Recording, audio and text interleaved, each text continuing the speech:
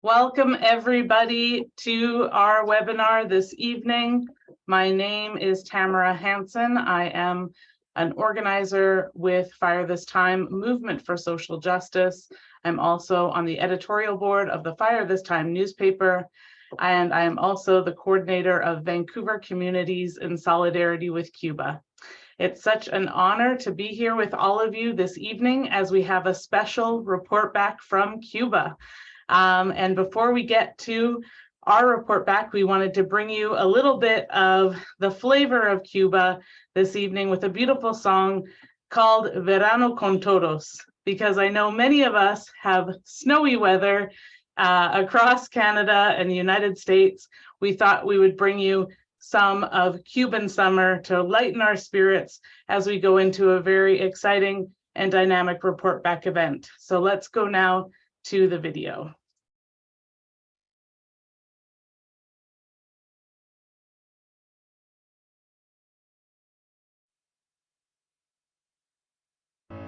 Que no pare la fiesta, que ahora es que va a comenzar. Los sentidos alertas para poder disfrutar. Báilalo, gózalo, que esto ya va comenzando. Vívelo, siéntelo, que el verano ya llegó. Verano pa' ti, pa' mí, ahí. Canta con alegría, la fiesta llegó. Como la familia cubana que somos, vamos a vivir el verano con todo. Verano pa' ti, pa' mí, ahí. Canta con alegría, la fiesta llegó. Como la familia cubana que somos, vamos a vivir el verano con todo. Con todo, con todo, con todo, con todo.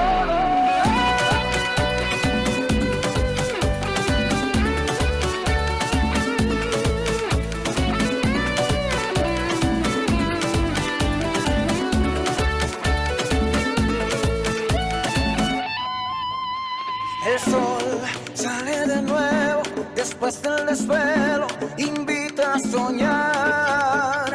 Siento el sabor más cubano y la gente que amo me va a acompañar. Siento la playa bailar, el río cantar, te quiero invitar. Siéntelo, siento que todo el estrés que había se fue y no va a regresar, porque ya llegó.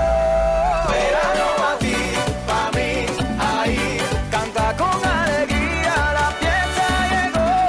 Como la familia cubana que somos, vamos a vivir el verano con todo. Verano pa' ti, pa' mí, ahí. Canta con alegría, la fiesta llegó. Como la familia cubana que somos, vamos a vivir el verano con todo. Fiesta, fiesta, fiesta, la tuya y la mía en una sola noche que dure más días. Luces que salen de tu energía, qué calor, vamos a sudar alegría. Y ven, si te unes conmigo te enseño un camino con otro destino. Ven, que si tomas mi mano tendrás un verano en familia, mi hermano. Ven, pa' que veas el mar con el río, bailando casino cubano. Ven, razones 600, no lo pienses, súbete desde el tren, que es otro verano, pa' que no estés solo, es nuestro verano. Verano con todo.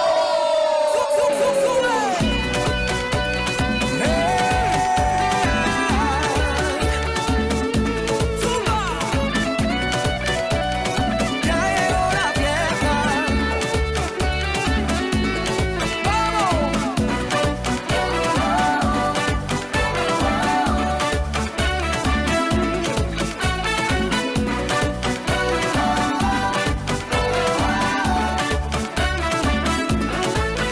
Este verano es con todos.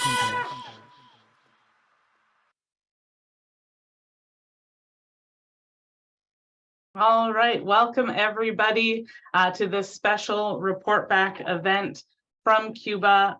Such an honor to have you all here with us tonight as we share some anecdotes, some photos, and some reports from the recent trip to Cuba.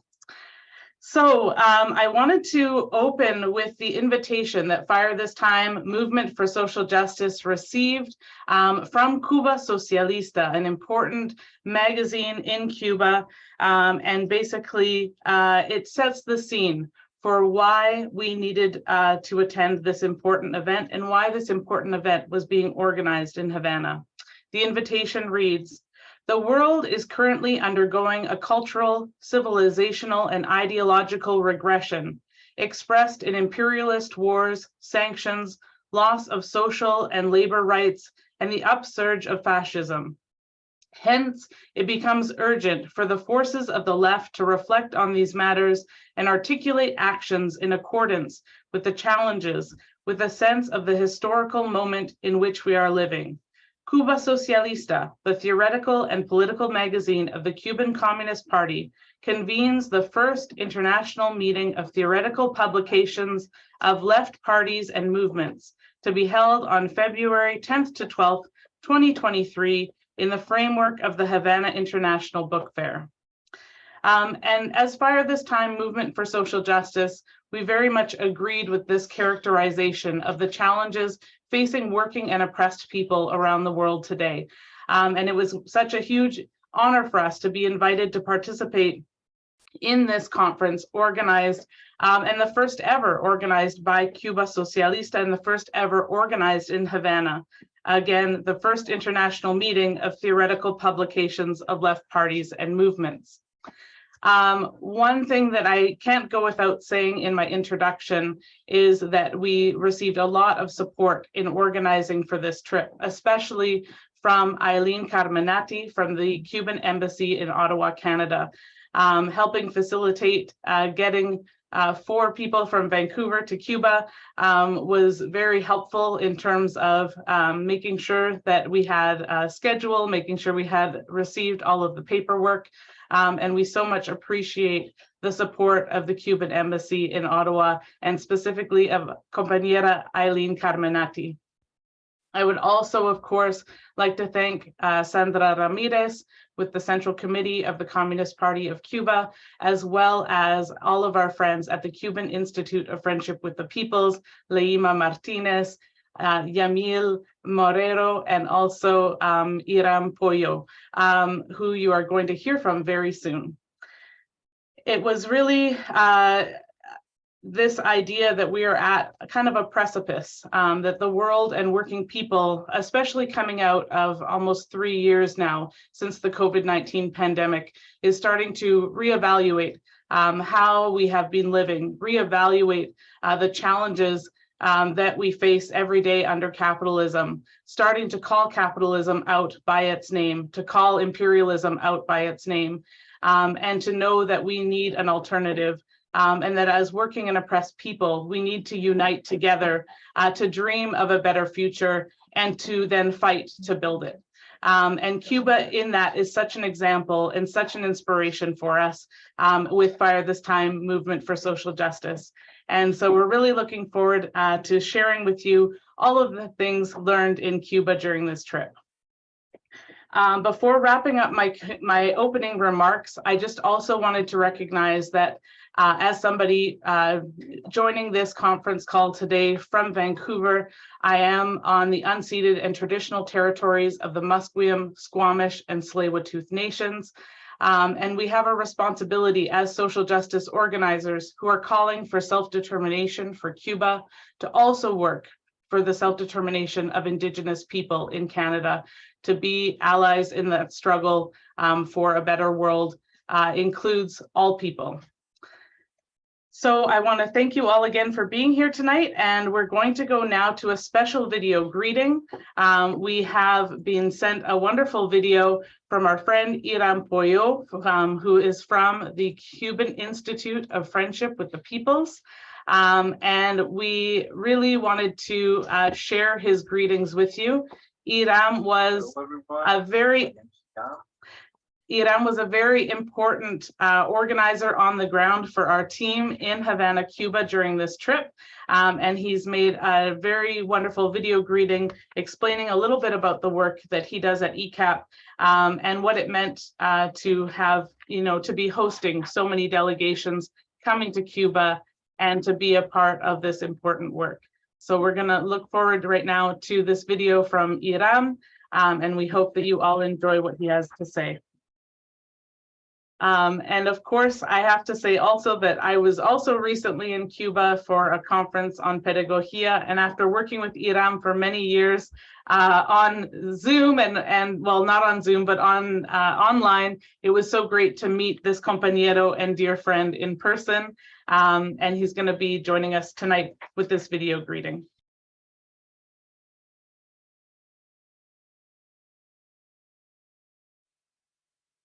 I am an official from the North American Division here at... Hello everyone, my name is Iram. I am an official from the North American Division here at ECAP, the Cuban Institute of...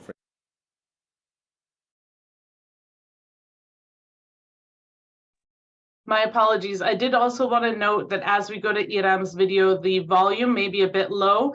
We're doing our best here to raise the volume, but please consider also turning up the volume on whatever device you're using so that you can hear his message.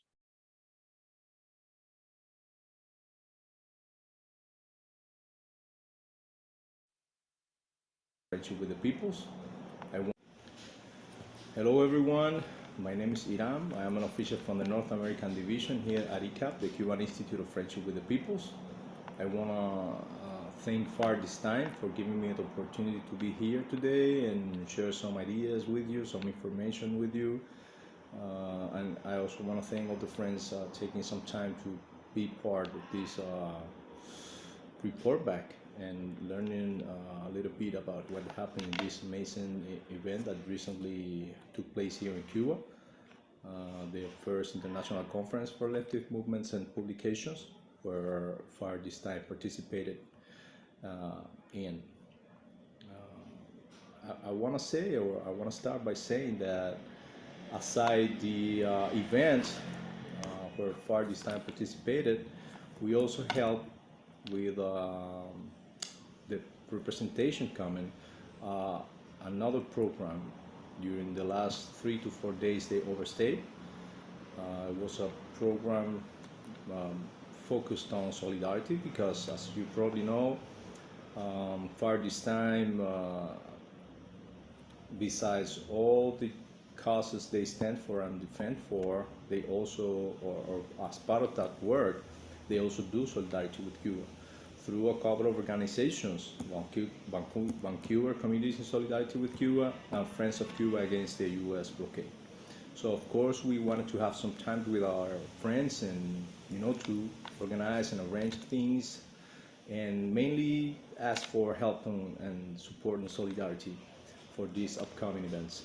So the first one I want to mention is the third international conference for the total normalizations of relationship between the United States and Cuba. That is going to be held in New York City, the United States, from March 11th to March 12th. We're going to have friends from Canada participating there. In community with the solidarity movement from the United States. So they are going to be part of all the organizing process and all the logistics support for the event, mainly in what is related to communications and sharing the sessions of the event in the social media through different platforms. So I'm just calling for everyone who is interested in, although you probably cannot go all the way to New York City, but probably you can join to the live transmissions of this event in social media, and that will be like a very, very good help for us, and of course a very good support for the event that is going to be happening there. The second event I want to mention is the LASA event that will be taking place in Vancouver in Canada. It's a little bit closer, from May the 24th to May the 27th. It's an academic event, and good thing about it is that it's going to be, I mean, a wide Cuban delegation is going to participate there. A big Cuban delegation is going to participate there. We're talking about more than 100 Cubans that presented works to LASA. That 140 works were approved. The delegation is around 100 people, a little bit more than 100. So there's going to be a lot of Cubans from different sectors of society and different approach on many subjects participating in that event. So it will be a great opportunity for those Canadian friends who are interested in learning a little bit more about Cuba to share with this delegation, with these Cubans. So if you can participate in the event, that would be great. If not, you can join also. The event is going to be broadcasted by through social media also, so you can join and participate from there. Or if you want to join our friends from Vancouver, from Fire This Time, they're going to be also part of the organizing logistics to support the Cuban delegation. As part of this delegation is going to be the president of our institute, Fernando González York, who is the president of ICAB. That's, of course, is going to be also having a small program with our friends from Vancouver, Communities in Solidarity with Cuba, and Friends of Cuba Against the U.S. Blockade there in Vancouver. And also, there's gonna be, or we are planning to have, a solidarity event that is not part of the main event. It's an action we are trying to organize a side event in the same context, but I mean to have, of course, people from the event invited, people who know about Cuba, who have made studies about Cuba, to also there showing solidarity, but also many different aspects of Cuban life.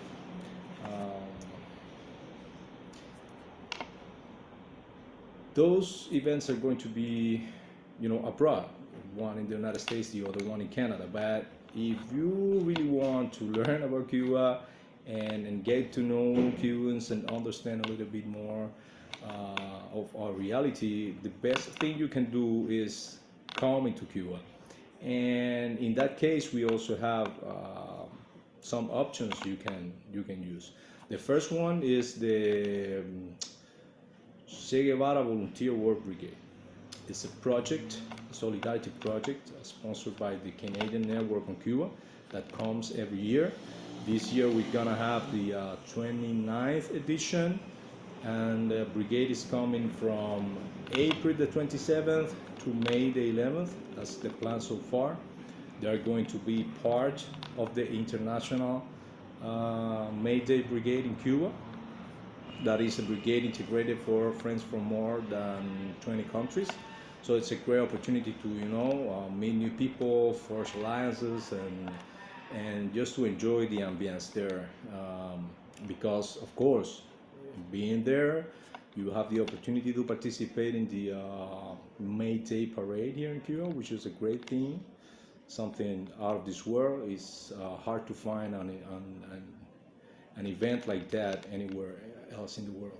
And then, as part of the celebrations, there's also this event organized by CTC that is called Anti-Imperialism 200 Years After the Monroe Doctrine. That is going to be also a good moment to share ideas and opinions and points of view with many different friends from other countries. There's also the activities we're gonna have, and we are planning for July this year, because we are commemorating the 70th anniversary of the assaults on the Moncada and Carlos Manuel de Céspedes garrisons in Santiago de Cuba. It's a closed anniversary. We are planning to have a big set of activities there in the western part of the country. A lot of projects from different countries are planning to come. So far, I can mention the Pastors for Peace Caravan, the Juan Rios Rivera Brigade from Puerto Rico, and many other friends who are planning to come. And it's going to be amazing. We're planning for a lot of great activities, and of course, to participate in the main event of the July 26th celebration, which is also a great experience to have in Cuba. And as part of these celebrations, the Young Communist League of Cuba is also organizing an international youth brigade. So if there's anybody interested, of course, young people, to integrate this brigade, you can, of course, ask the friends from Fire this time. They have all the information and the contacts from the UAC in Cuba. And also we have the Calixto Garcia Brigade, who recently was also visiting our country, and probably by the end of this year they will be coming back. So as you see, there are many opportunities to come here and learn about Cuba and support Cuba. Just by traveling here is a way of supporting Cuba. And it is very important because that support stands for the main causes we as Cuban people are struggling with right now and fighting for right now, which is, of course, the lifting of the U.S. blockade imposed on us for more than 62 years now. It's a genocidal policy, a very hostile policy. It pursues every source of income that Cuba has, every possibility that Cuba has to establish businesses with other countries are endangered by this policy from the United States. It's very cruel. It limits our access to resources of all kind, and it's been there for more than 62 years, which is really unfair to the Cuban people. On top of that, that's a policy that has been like reinforced 2 times at least in history, with the Torricelli Act and then the Helms-Burton Act, that codified it as law, and also make it even harder with new measures to take against Cuba, because the aim of this policy is, of course, suffocate Cuba's economy and provoke scarcity and provoke hunger and fear in people and distrust in the government, so the people rebel themselves and overthrow the revolutionary government. So this is the ultimate goal of the blockade, and it still is, and that's why it's still on, and there is no possibility in the future that it will be lifted. But still, we fight every day against that. It's important to also know that during Trump's administration, another measures were taken to make it even harsher for us. We're talking about more than 200 measures that the Biden administration has, not touched at all and not modified at all. So we're still undergoing all these hard and difficult situation that even was like that during these 2 past years of pandemic and world war crisis. So it's been really hard for us. So it's important to have all the help possible to fight that, because also the blockade is there and eventually will be lifted someday. That's not gonna happen in the short term, but there are other things we can fight for and obtain results in a shorter period of time that will represent a relief to Cuba's country and to Cuba's economy. And that's the case of the inclusion of Cuba in the list of countries sponsors of terrorism. Recently, just a few days ago, the Department of State released to Congress in the United States the new report on terrorist countries, and of course they included Cuba again there, using the most absurd arguments for that. I mean, Cuba is a country that supports peace everywhere, that has never attacked or taken military conflict anywhere in the world. We're talking about a country that actually has been a victim of terrorism, that have left more than 3,000 people dead, victims of that actions, and more than 2,000 people injured for life. And of course, most of these actions I'm talking about, terrorist actions against Cuba, have been planned, organized, and paid for from the United States, using, of course, many of the terrorist organizations of Cuban origin based there in Miami. So there's no justification to have Cuba in that list, and lifting or taking Cuba out of there is something we can achieve in a shorter term of time, shorter period of time. That's also one thing that we need support with, and we ask, of course, all our friends to support us with. The other thing, or the other cause we are constantly also talking about and defending, is the naval base of the United States in Cuba. It's an illegal base. The time terms arranged with the pre-revolutionary government have already finished, have been obsolete for many years now. After 1960, Cuba hasn't even collected one single payment for the land lease that the base is used. We don't want that base here. That base has been even used as prison for all the Middle Eastern countries' prisoners from the war against terrorism that the United States took care after 2001. Something we do not agree or support. All the human rights violations taking place there, that's something we are against, something we don't want in our territory, not in the world, but of course mainly not in Cuban soil. So that's also another claim we have, one of our main struggles. And yeah, these are probably the three most important causes we stand for right now, and we ask our friends and our solidarity to support us with. I was also asked to talk about, and right now in a different subject, about the elections here in Cuba. So we are going to undergo an electionary process, like within a few days. So it's gonna be March the 26th.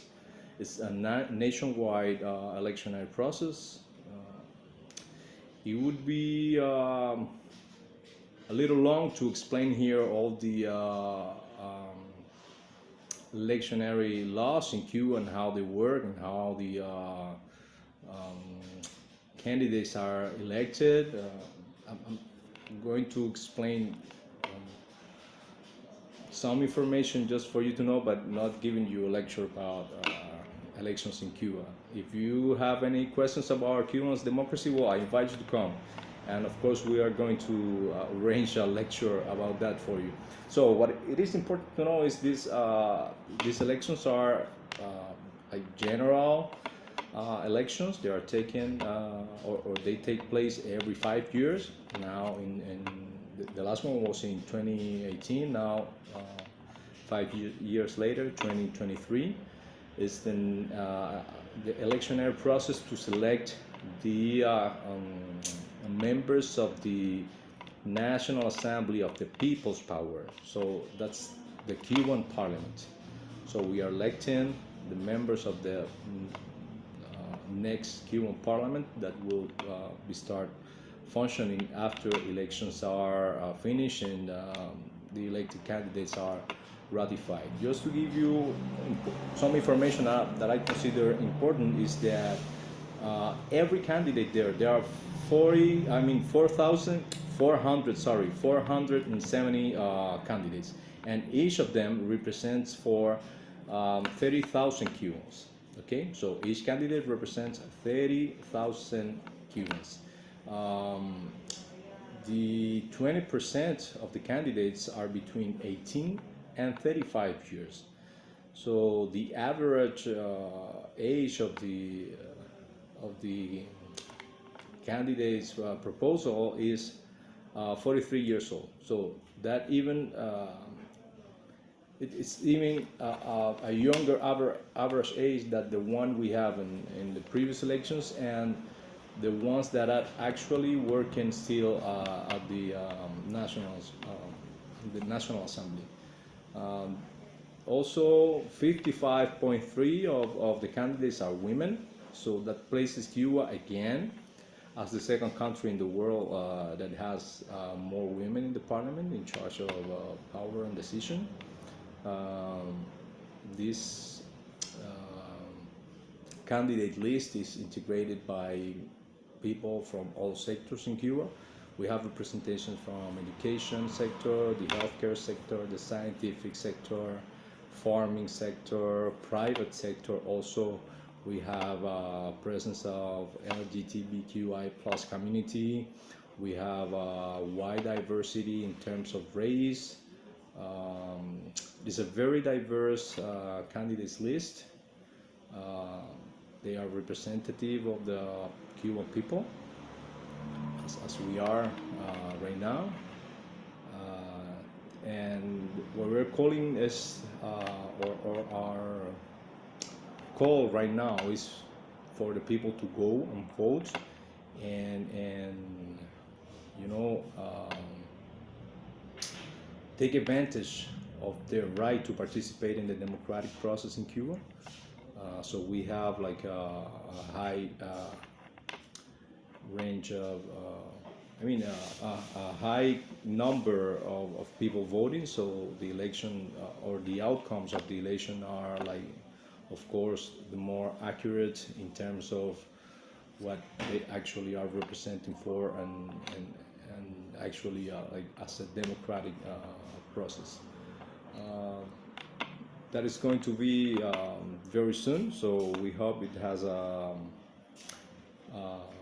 good outcome. One thing I wanted to point out is that to be nominated as a candidate, you don't need to belong to the Communist Party or the Young Communist League, although many of the candidates belong to those organizations, but it's not like a requirement. So anybody can be nominated as long as you come from the basis and you have been elected and passing the different processes that elections in Cuba requires. So yeah, that's what's going to be happening in March 26th. I invite you all to look for more information. There is information available in Cuban websites and social profiles from like CAB officials, from the National Electionary Commission, MINREX. Everybody's sharing information about next election, so if you're really interested, you can look for more info there. And also I invite you to be like aware of what's going on during those days, or I mean that day, so you can actually see by yourself and learn by yourself, and not just take my words for granted. So again, it's been a pleasure to share with you today, to be here. I don't know if my ideas or my thoughts meet your expectations. I hope they do. I'm curious about my English because I'm a little nervous, but still, it's been a pleasure to be here. Thank again to my friends in FAR this time for this opportunity, and I hope these words have been useful for you. So, hasta la victoria siempre. Bye bye.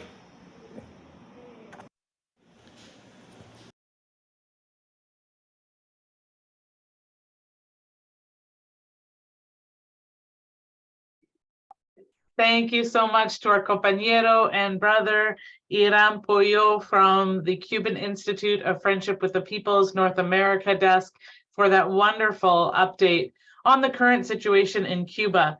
He, of course, covered a little bit about the delegation and the first international meeting for theoretical publications of left parties and movements, but then also went on to discuss the upcoming Latin America Studies Association conference that will be happening in Vancouver and its importance for Cuba, the invitation for everyone to join the upcoming Che Guevara Volunteer Work Brigade organized by the Canadian Network on Cuba. The second invitation for everybody to head to Cuba for the 70th anniversary of July 26th, which will take place on July 26th, and will be a celebration of the gains of the Cuban Revolution, as well as a third invitation to go to Cuba to see their upcoming elections for yourself. So many invitations extended for really exciting and upcoming dynamic opportunities to travel and see Cuba for oneself. We look forward to announcing more as we go in the program tonight, and we'll be providing links in the chat both on Zoom and on Facebook. I also noticed that Iram is watching us on Facebook, which is awesome. Un gran saludo y gran abrazo fuerte para Iram. So I would now like to invite our first speaker this evening. She was the head of the Fire This Time delegation to this first international meeting of theoretical publications of left parties and movements. Her name is Aza Rojbi. She is a North African social justice and anti-racism activist, coordinator of Friends of Cuba Against the US Blockade Vancouver, author of the book US and Saudi War on the People of Yemen from Battle of Ideas Press, as well as a member of the editorial board of the Fire This Time newspaper. Let's all join in welcoming Aza Rojbi.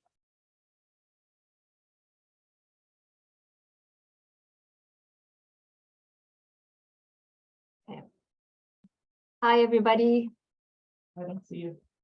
Oh, here you go. Okay. All right.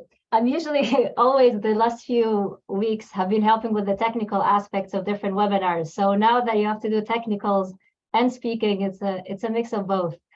Thank you, everybody, for joining us here today in this webinar. Thank you for taking time out of your Friday afternoon to join to hear about our experiences and what we learned from this really exciting trip that we recently came from Cuba.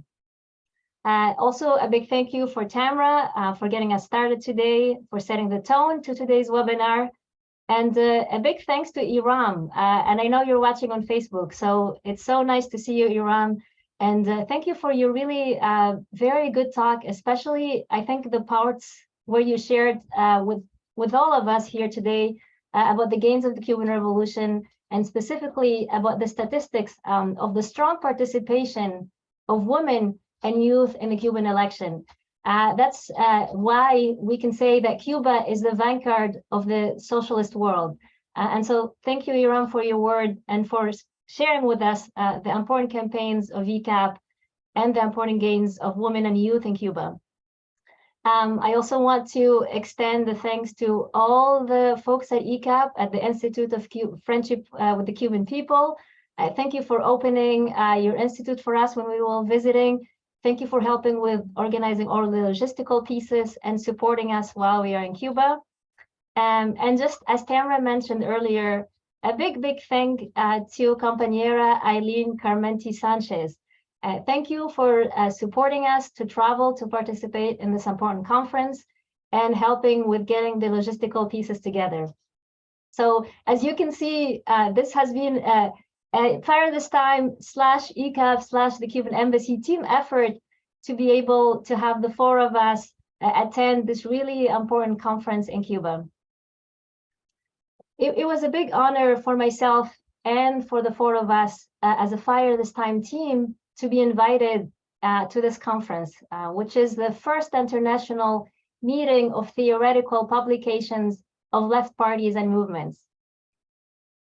This conference has brought together Cubans and international guests and in a very extremely very timely, and I wanted to share, and Tamara has read some of it, some of the conference theme and the main three theme of the conference that I think are very, very relevant and are key theme for the continuing struggle for socialism today.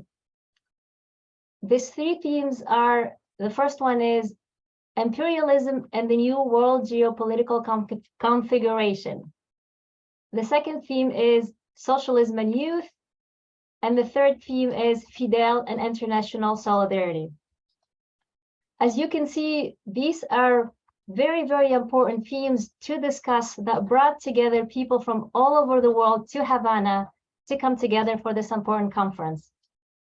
I know Tamara has already read part of the Cuba Socialista call, but I would like to quote from it. This specific sentence that I think refers,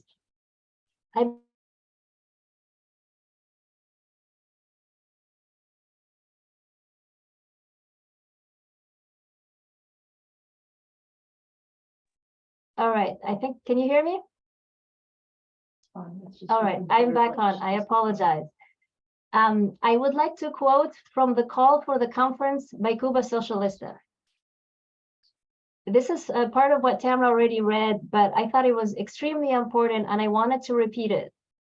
Quote, "The world is currently undergoing a cultural, civilizational, and ideological regression, expressed in imperialist wars, sanctions, loss of social and labor rights, and the upsurge of fascism." This, I think, sets the framework for this important conference.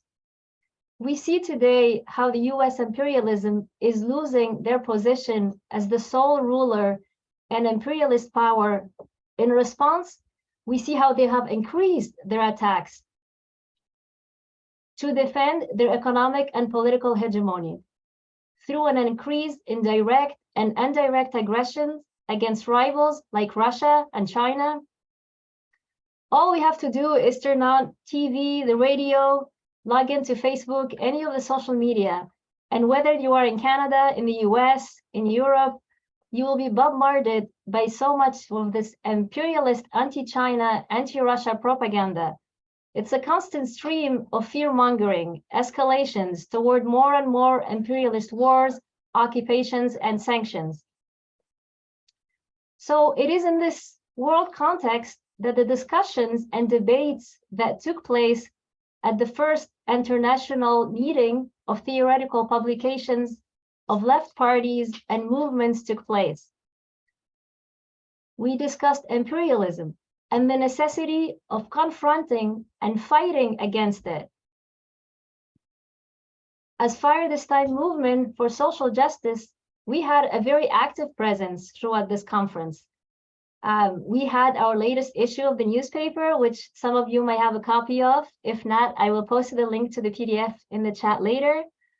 We also had our buttons calling for the end of the blockade of the United States on Cuba and different other political materials. We used our political materials and these examples of our work and our experience in organizing and fighting against imperialism to be able to share and have discussion and exchange ideas with other delegates from different socialist movements and parties around the world. I also wanted to point out that as the delegate for Fire This Time, I was also able to contribute with 2 interventions within the discussions at the conference. We were able to contribute to the conference discourse by sharing our ideas about how to confront imperialism and the necessity of having an action program to unite us in a united front against imperialism. Tamara is getting it set up, but we will share these videos of the 2 interventions that shortly, and so you can watch them yourself, and also maybe it will give you a bit of the feel of the energy from the room and from the conference that day. But before Tamara shares them on, I wanted to also point out that you will see in one of the video, you can spot a special invited guest. that actually surprised us at the closing discussion of the first day of the conference. And I'm referring to the Cuban president, Miguel Díaz-Canel. As you will see in the video, I had the honor to be able to intervene in the discussion while President Miguel Díaz-Canel was present in the room. So I'm looking at Tamara, and I think she's got the two videos almost ready, but I wanted to share them because, as I said, I think it's important for all of us to reflect on this trip and our contribution as Fire This Time Movement for Social Justice in this really important conference. But also, it'll be great for you to feel some of the energy from the room and some of the discussions that happened in this conference. This conference couldn't come at a more important and vital point in today's fight, which is the fight against imperialism. So uniting all of us together and bringing us to discuss this is what Cuba is best at. And this conference was another example of that. So I believe one of the videos are ready. Yes. All right. So I'm getting the okay from Tamara. So we will go to watch the videos. And then I would like to share a few photos after that. So we'll go to the videos first, and then I'll share some of the photos from our trip. You make sure the speaker's on and yours. Gracias, Sheila. Damos la palabra ahora a Asa Rugby, que es del Movimiento por la Justicia Social de Canadá. Asa. Ya. Bienvenida. Gracias.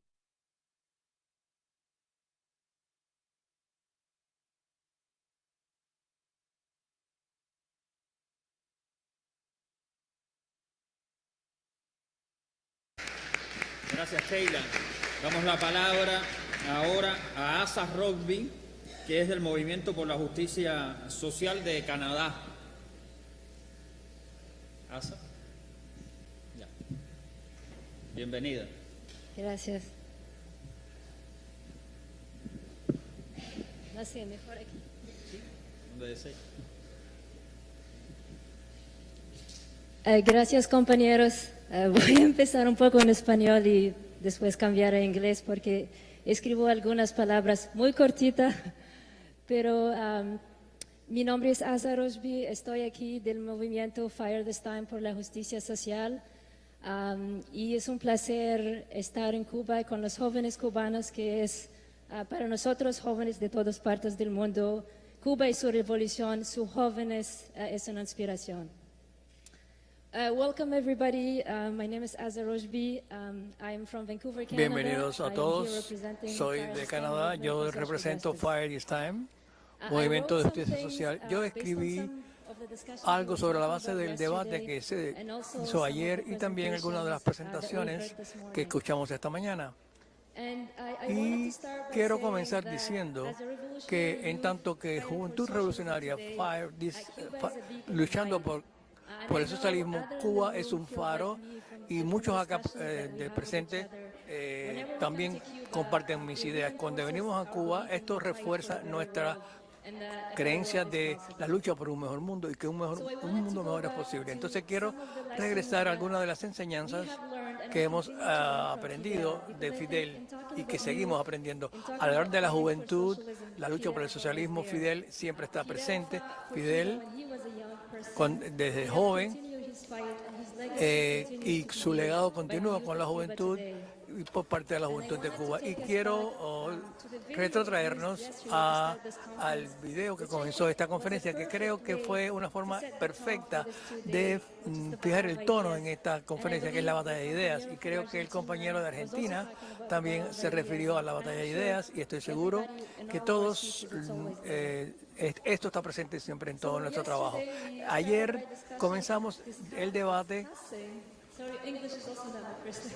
Bueno, disculpa, en inglés no es mi primera lengua. Discutimos el imperialismo y la lucha y la necesidad de luchar con el imperialismo. Sabemos que la juventud de todo el mundo sufre bajo este capitalismo e imperialismo y también nosotros estamos en la primera línea de lucha contra esto. Poder luchar, hace falta hablar de los programas de acción que nos permita enfrentarnos al imperialismo. Y en el centro de nuestro programa, enfrentar al imperialismo en la batalla de ideas es algo que Fidel nos ha enseñado y el desafío de todos los desafíos. Hoy la batalla de ideas es, por ejemplo, trabajadores del mundo unidos y la generalización más algo que refleja el interés de la clase trabajadora y los oprimidos para derrocar al capitalismo y al imperialismo. Y derrocar a esto es algo también en interés de la juventud. Hace falta desarrollar un programa de acción que nos guíe hacia una revolución anticapitalista y antiimperialista. Hoy, la mejor forma de explicar nuestra lucha por el socialismo es la batalla de ideas. Y yo enfatizo esto.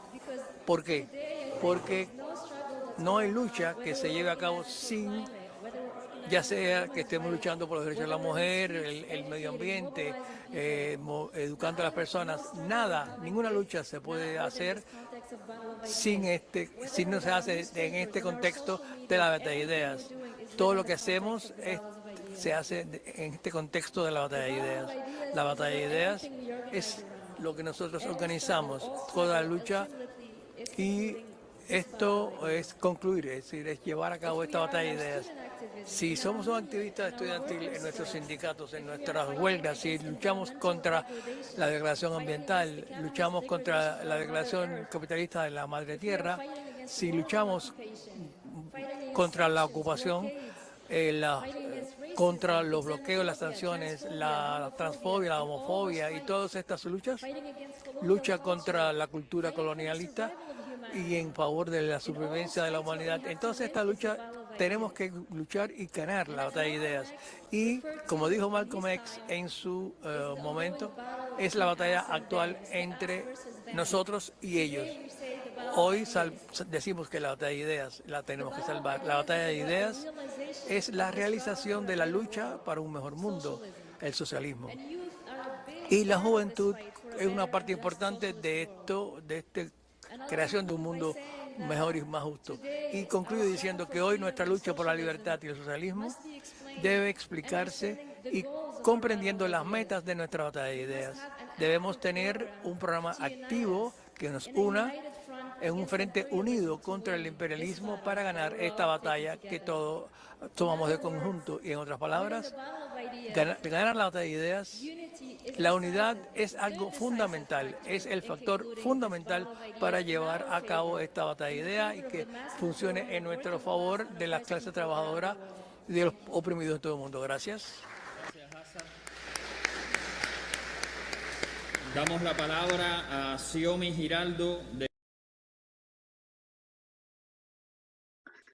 So we know that first video was in Spanish, as I will be giving a brief translation. And we're going to go now to the second intervention, which will be with the original audio.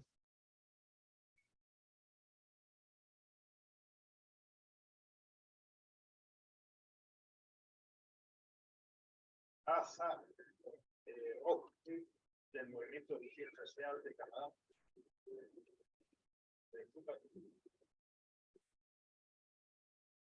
My apologies, I'm just having trouble with the correct video file. One moment. Gracias, Kate.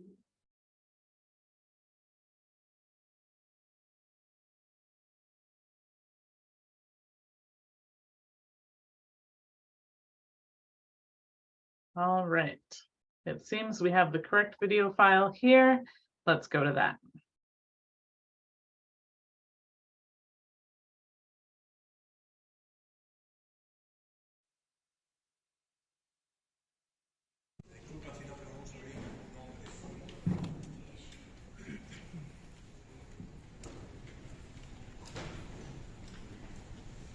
Gracias, saludos a todos, saludos al compañero presidente Miguel Díaz-Canel. Creo que para muchos de nosotros fue una sorpresa verte.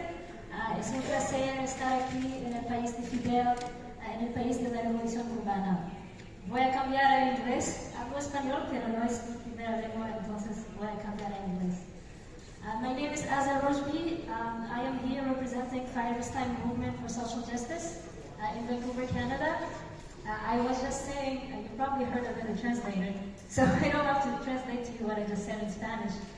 But I wanted to share words today. Earlier, when we were talking about imperialism, but I think it's relevant to any point of today's discussion is the importance of Fidel. I think the Battle of Idea and the video that we started with today really created and put us all in the context of why we're here today. This is a battle of ideas. This is a battle of ideas that generations before us started, that my generation is continuing and will continue. And I wanted to also add that it's a really privilege for a lot of us from all over the world, especially the youth from across the country, here in Cuba and all over the world, to continue to carry the struggle that Fidel started. I know in every workshop, in every discussion that we had today, Fidel's thought was there. Fidel's idea was there. And this is the importance of the legacy of Fidel, because for a lot of us that travel to Cuba, we can see it, we can feel it, but also for other, like myself, who live in Canada, an imperialist country. I know many of you here also are coming from countries like the United States, like all over the European Union. There are countries that are, and we see it today, making it harder and harder for us living in these countries, but also suffocating people around the world. So fighting against imperialism is fighting for Cuba, is fighting against the blockade, is fighting against the sanctions on Venezuela. All these fights are connected. Is fighting against the wars and occupation in our countries in the Middle East and North Africa. Is stepping up against NATO today. And I know you all know the rest of the list of all the fights that are women fighting for imperialism. And all of this is something that we continue to do, and we're doing with the ideas of Fidel Castro Ruz. What I'm holding here is a special issue that we released a few days after the passing of Fidel. And it was so inspiring working on something like this and watching the millions of people across this country that were out on the streets standing up and saying, "Yo soy Fidel." And I know everybody in here today is somebody that felt it and continues to say in their heart, "Yo soy Fidel." I wrote something I wanted to end on because, as I said, I put my name on the list a while ago. I wasn't expecting to have the honor to speak while Compañero Presidente Miguel Díaz-Canel is here. And I wanted to finish about what we learned from Fidel, what we learned from Fidel's idea. And in few words, what we learned from Fidel is honesty, is sincerity, is integrity, consistency, and firm belief in humanity and revolutionary internationalism. I think we can feel that is the legacy of Fidel that we all carry in this room. And I would like to get to know a lot of you, maybe not all of you, we don't have that much time, but I want to be able that we can work together from all over the world, inspired by the Cuban Revolution, but also to help create, and I know we are going to discuss a plan of action, a front to fight against imperialism in a united way from all over the world, a united front basing our opposition to imperialism, but also the defense of the Cuban Revolution and the Venezuelan Revolution always needs to be in any plan of action that we do. Gracias. Thank you.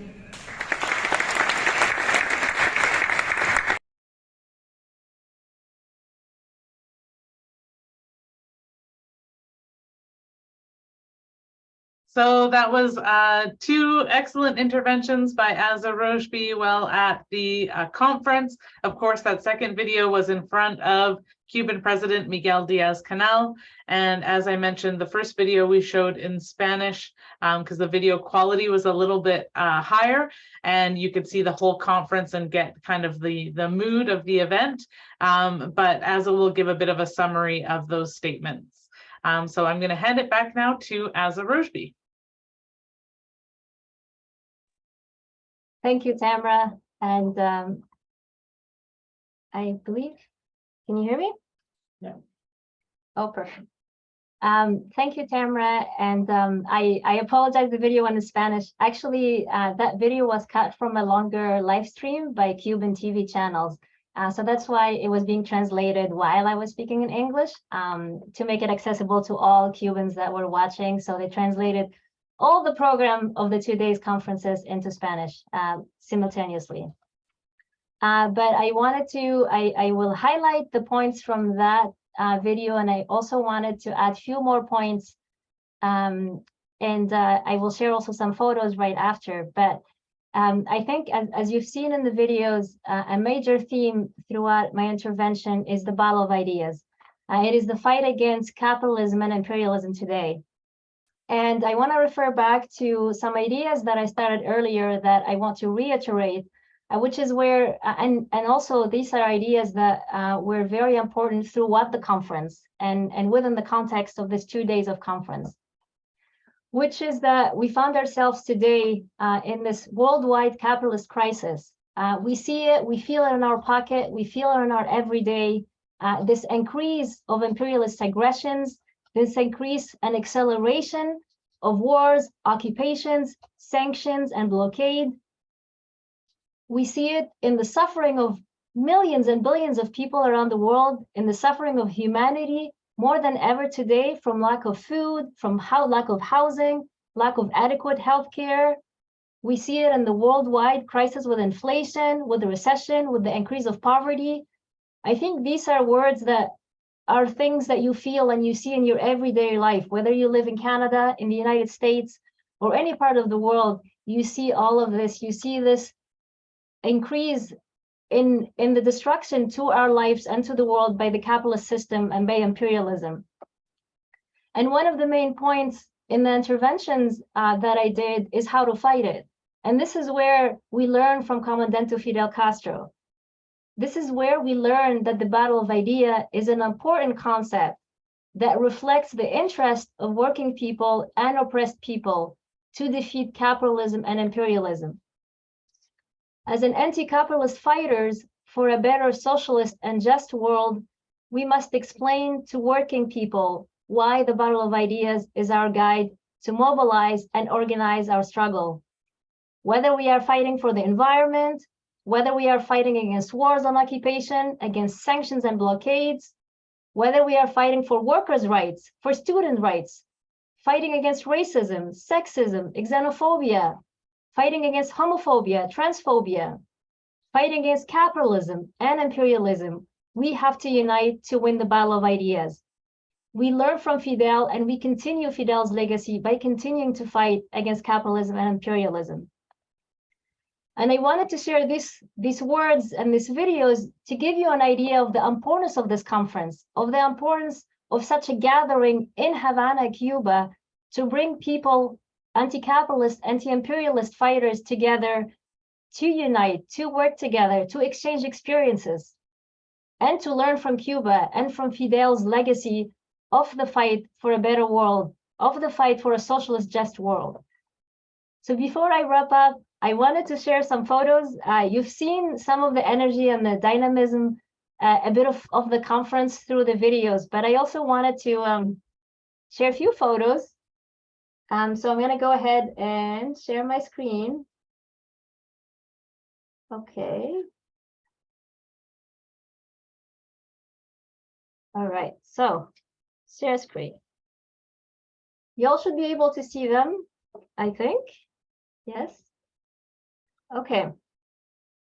So as you can see, this is you've seen it in the video, but this is also another photo of the really great surprise that I was able to do an intervention discussion while President Miguel Diaz-Canel was there. And I do love this photo because I do love the smile of President Miguel Diaz-Canel, because I think I'm reflecting what Cuba has taught the world. And so I feel like the words that we shared and our work with Fire This Time Movement for Social Justice is an inspiration of Fidel and of Cuba. So it was such a proud moment for me and for us to be able to share some of our ideas about fighting for a better world in the presence of Cuba's President Miguel Diaz-Canel. This is the same, another photo, and just a little plug here.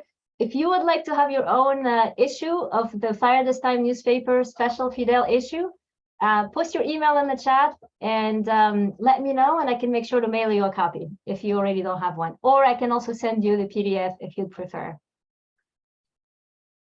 This is also another photo with Rogelio Polenco Fuentes. He is member of the Central Committee of the Communist Party of Cuba, and he's also the head of the ideological department of the Communist Party of Cuba.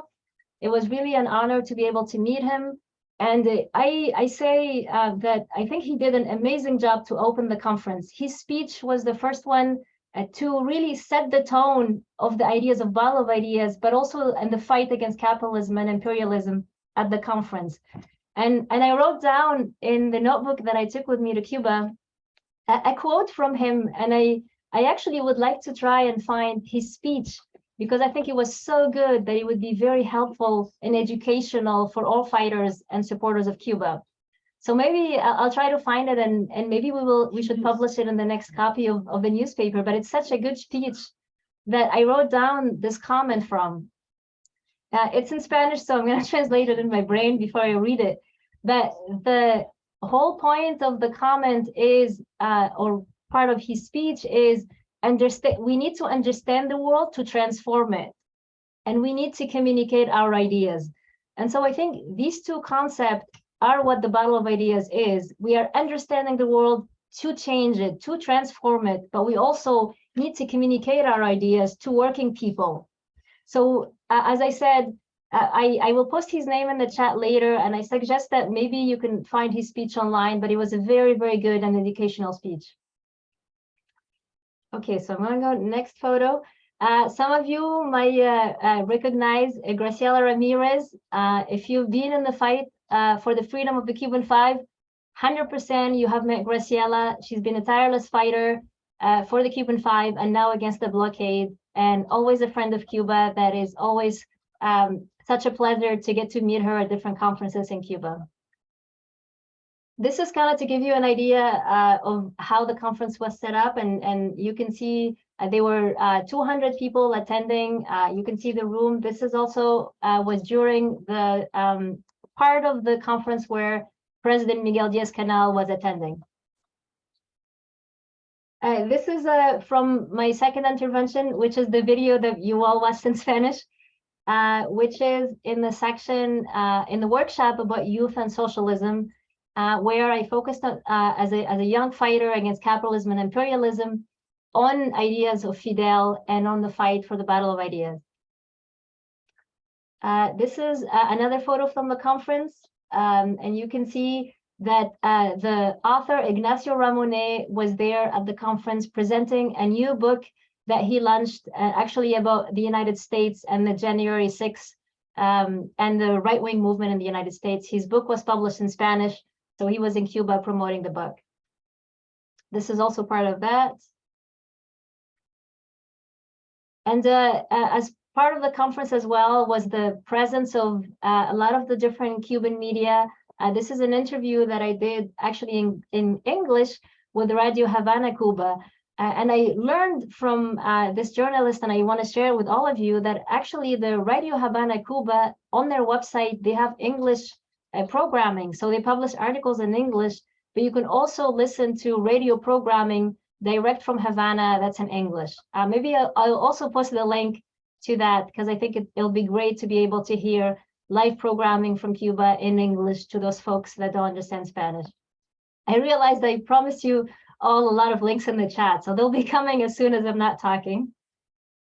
And this is my last photo, which is that after President Miguel Diaz-Canel was at the conference, and he also listened to all the interventions and the debate and the discussion, and then shared a speech himself, and then we were able to go and talk to him and exchange and give him examples of some of our work in Cuba, some of our work for Cuba here with Fire This Time Movement for Social Justice.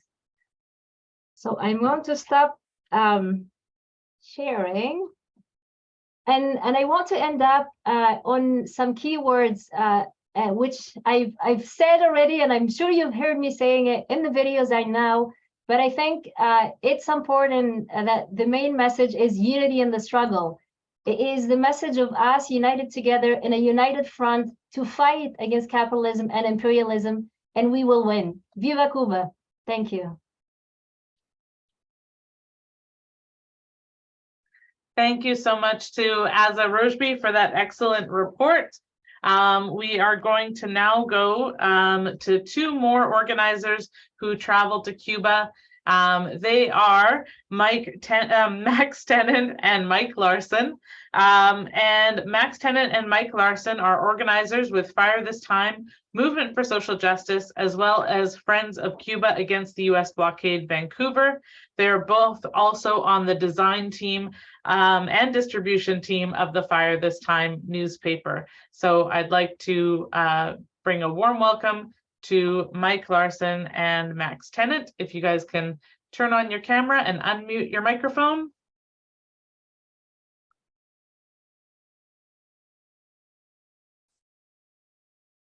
Our video, we can't show. Hey, Tamara. All right, I see that you unmuted yourself there. Let's try that again.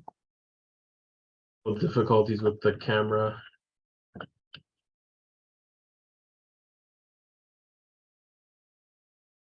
Your camera is off.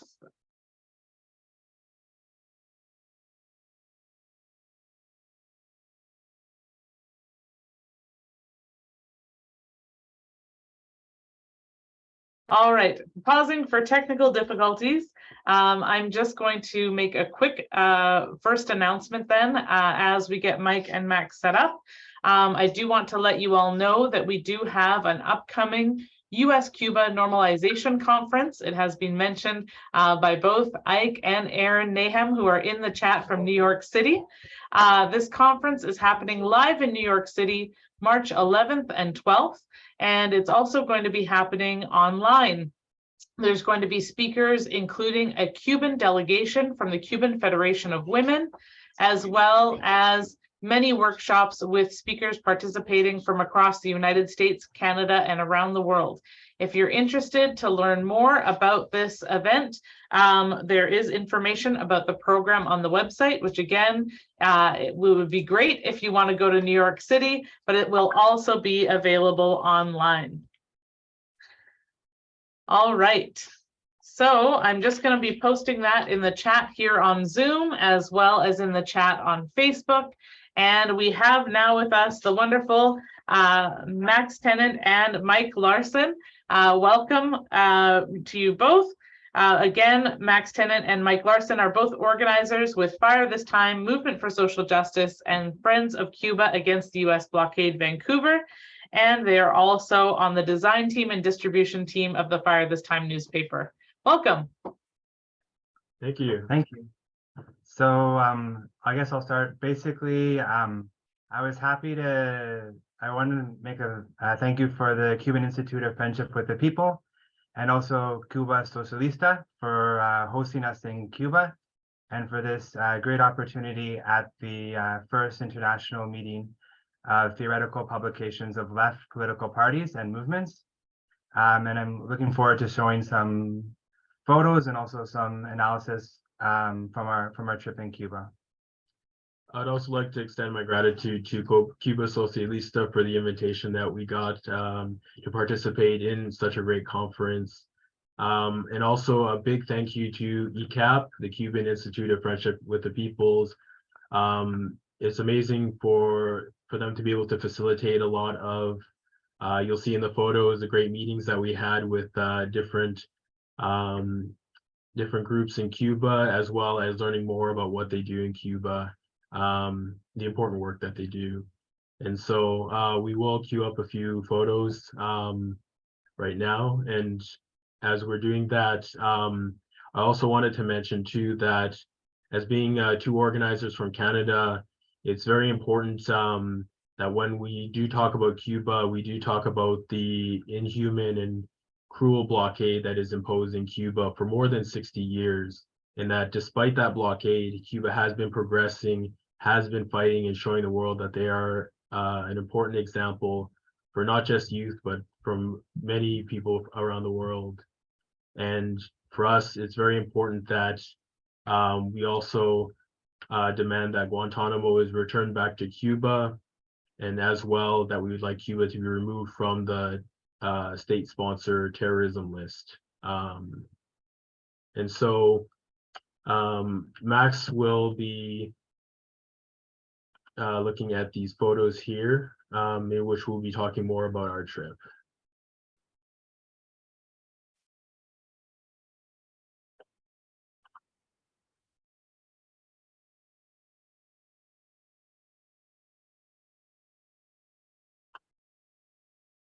Okay. So this was, you can see the photo, right, camera? Yes, if you could hit the full screen button, it would be larger for folks, I think. Yeah. I think at the top there, right next to the arrows. That's a Perfect. okay. So as I showed earlier, she had the great opportunity of one of her interventions at the conference with the Cuban president, Miguel Diaz-Canel, which was a pretty amazing honor. So that's the photo from there. That kind of gives you a glimpse of how big the conference was from the back. After the conference, we were able to go to the Fidel Institute. And these are some photos from that museum. This is just one of the places we had a chance to eat on one of our day offs. This is the Cajun de Hamal, really amazing like art display and music that we were also able to see on our last day of the conference, which is very artistic. This is the Fábrica de Art Cubano, which as someone who's a poet, I find quite fascinating. It's a place where there's music, there's poetry, there's artwork, all in the like same place, and it's quite a fascinating display that you have to go yourself in order to be able to see it. There's nothing like this in Canada. This is some more photos from that Fábrica de Art. And this is one of the fascinating places we went to right after the conference. It was an archive of the ECAP documentation house. So ECAP has a documentation house where they have books of about Cuba. If you look closely enough, you'll see that 5 Decades of the Cuban Revolution by Tamara Hansen is in their collection. And if people here haven't got that book by Battle Ideas Press, I encourage people to do that. This is the head of the ECAP documentation house, kind of explaining this house and how it operates. And this is the unforgettable photo of ASA with Miguel Diaz-Canel and our Fidel issue. And a few more photos of a man named Arturo that Mike will talk about a little bit later, who's a young Peruvian who we met and was one of the delegates of this conference. So now I'm going to hand it over to Mike, who will talk about one of the important panels at this conference.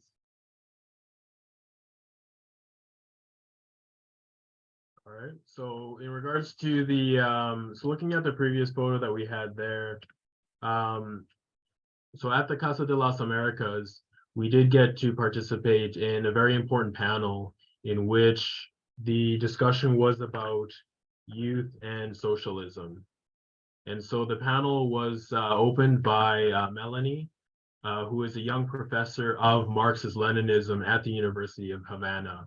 And she spoke alongside Manolo de los Santos, who is a member of the People's Forum in New York City.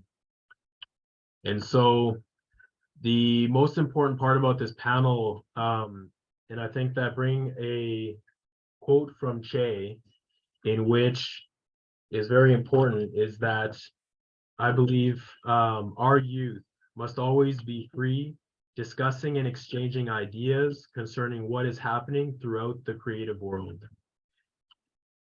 So based on that, it helps establish what that panel was about, because one of the most important things is that right now, in a world in which we're facing imperialist wars and occupations, we're facing environmental destruction, and there's untold levels of poverty and austerity.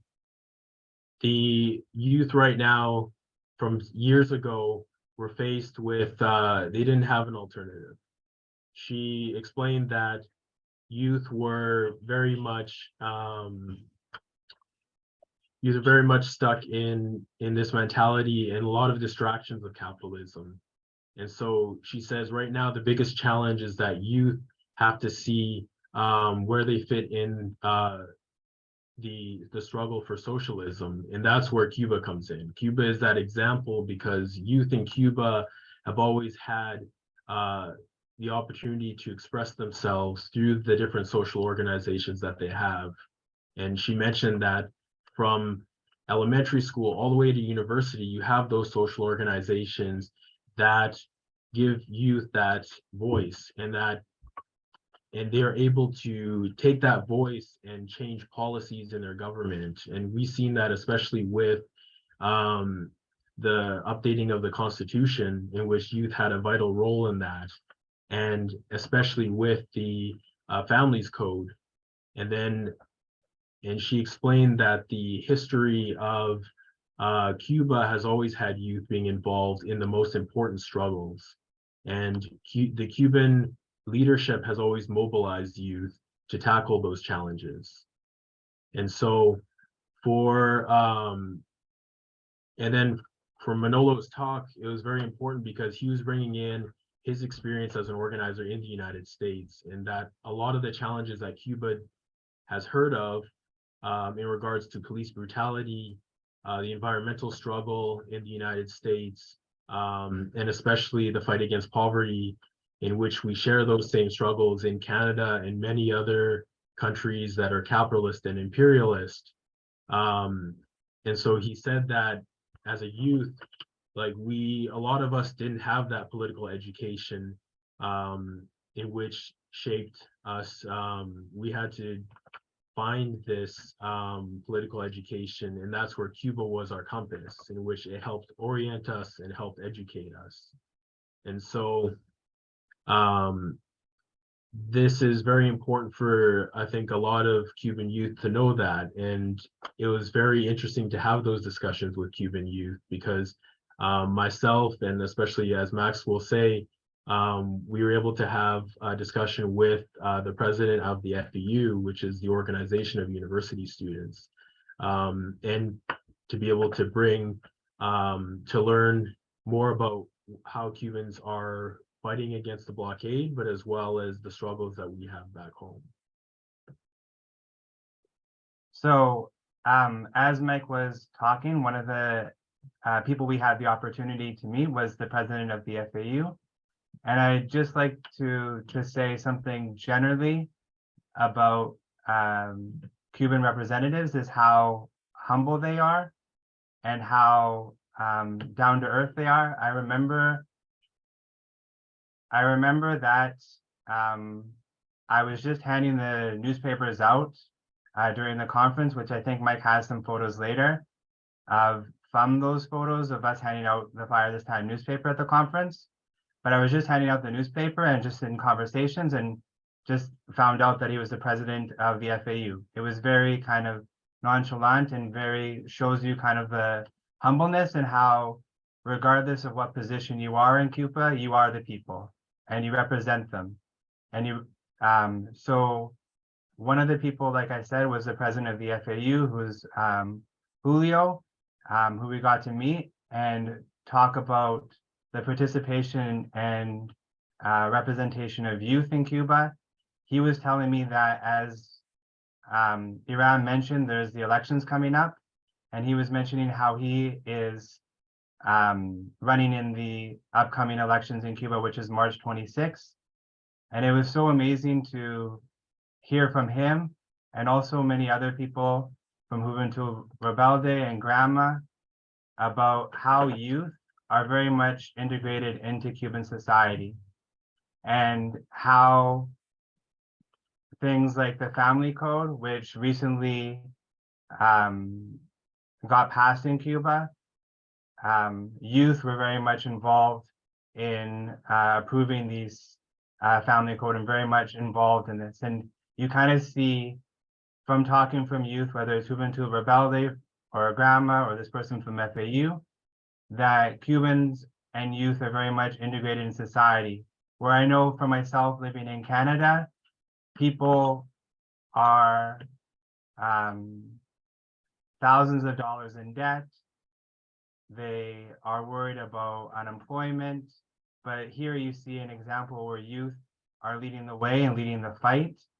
And it was quite a great honor to hear about that. And also FAU and UJC were very much involved in the struggle, demanding an end to the US blockade on Cuba, and also demanding that when Guantanamo be returned back to Cuba.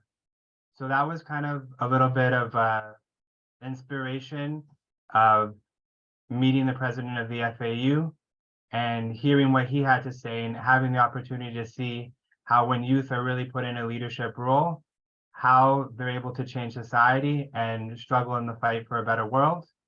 We'll talk more, Mike will talk more about other youth that we met as part of other delegations in Cuba. So Mike, do you want to? Yeah, so another important part of the conference is that we definitely were able to meet youth from different countries from around the world and hear about their experiences back home. And so for one of the most important, that's one of the most important aspects of this conference was to be able to collaborate with a lot of different organizations. And one that I wanted to highlight was in Brazil, there are two young people who are part of different social movements, and they were involved with the environmental movement mostly, as well as the landless workers movement. And so a lot of them were very much visiting Cuba for the first time, and for them was very excited to see a lot of the different panels and also discussions that were happening around Cuba, and that they could relate that to a lot of their struggles back home. As a lot of people know that there was a recent election in Brazil in which the new president Lula has come into power, and through our discussions, they were saying how that has reinvigorated a lot of the social movements in Brazil. And so that has been an important part of the youth of Brazil visiting Cuba, is to see that example. And another young person that we met in Cuba was a man by the name of Arturo, and he has been front and center in a lot of the struggles in Peru, in which they're fighting against the coup that happened in Peru right now. And so he has been to Cuba many times, but this is the first time in which he's coming after being part of such a very important movement, in which they're fighting for their sovereignty and also for their rights against a lot of the repression that they're facing by the current Peruvian government. And so he as well said that he learned a lot about Cuba this time around, in terms of a lot of the struggles that the youth were involved in Cuba, especially with a lot of the university students, like with the FAU. Through those discussions, he said that he can bring that example back to Peru, in which they'll be having a lot of discussions about that. And so there's a lot of very good discussions that we've been having with youth through from Great Britain as well, all the way from to Germany and many other countries that were there. And I think especially Africa and Asia as well. And so there's a lot of representation there from young people. And I think it's very promising to see what it'll be like in future conferences with the involvement of youth. And I know as well, there was a Colombian youth that was part of ELAM that spoke as well. And that was a very important part of the conference because Cuba does a lot of work around the world with their medical brigades. And so teaching people who are not able to actually in their own countries become doctors is a very important part of the Cuban Revolution. So as Mike was saying, one of the people that was at the conference, if people check out Belly of the Beast, it's a really good news channel that talks about Cuba and the blockade. And there's like a 50-second clip that Belly of the Beast did of this Colombian Elan student in Cuba. But basically she was, I believe, in 5th year, so almost done her schooling at Elam, but it was quite amazing because Latin American School of Medicine is like one of the great examples of Cuba internationalism. For anyone that doesn't know what Elam is, it's basically Cuba's training doctors from around the world who otherwise wouldn't have the opportunity to become doctors. And this is this Colombian youth who was studying at the Latin American School of Medicine that was also at the conference and was just telling me how inspired she is by the example of Cuba and was great to study medicine there and was happy about the recent elections of the leftist leader in Colombia.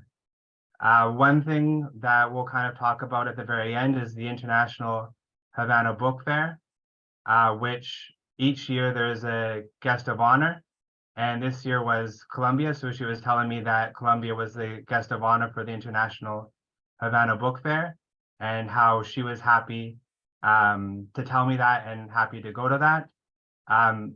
Our delegation was able to have the opportunity to go there. And I think both ELAM and the International Havana Book Fair are good examples of, despite this cruel and unjust blockade on Cuba, what Cuba is able to do internationally for solidarity, and how with the International Havana Book Fair, it's able to bring books from all around the world, bring books from publications all around the world to Cubans and be able to have these affordable. So Cubans are very educated human beings, and how despite this cruel and unjust blockade, what Cuba is still able to accomplish. And this was a very amazing experience, like I said, going to the International Havana Book Fair, seeing families go there and being very interested in all these books, which I like to highlight are very affordable and very accessible to everyone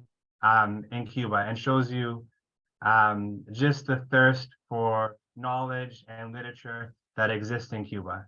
So that was kind of the part of the International Book Fair that I got to see. I know Mike will say a little bit more about some of his experiences at the International Book Fair as well. Yeah, so just to paint a picture for everyone, like the International Book Fair has a very unique location. It is in one of the old forts that's in Havana.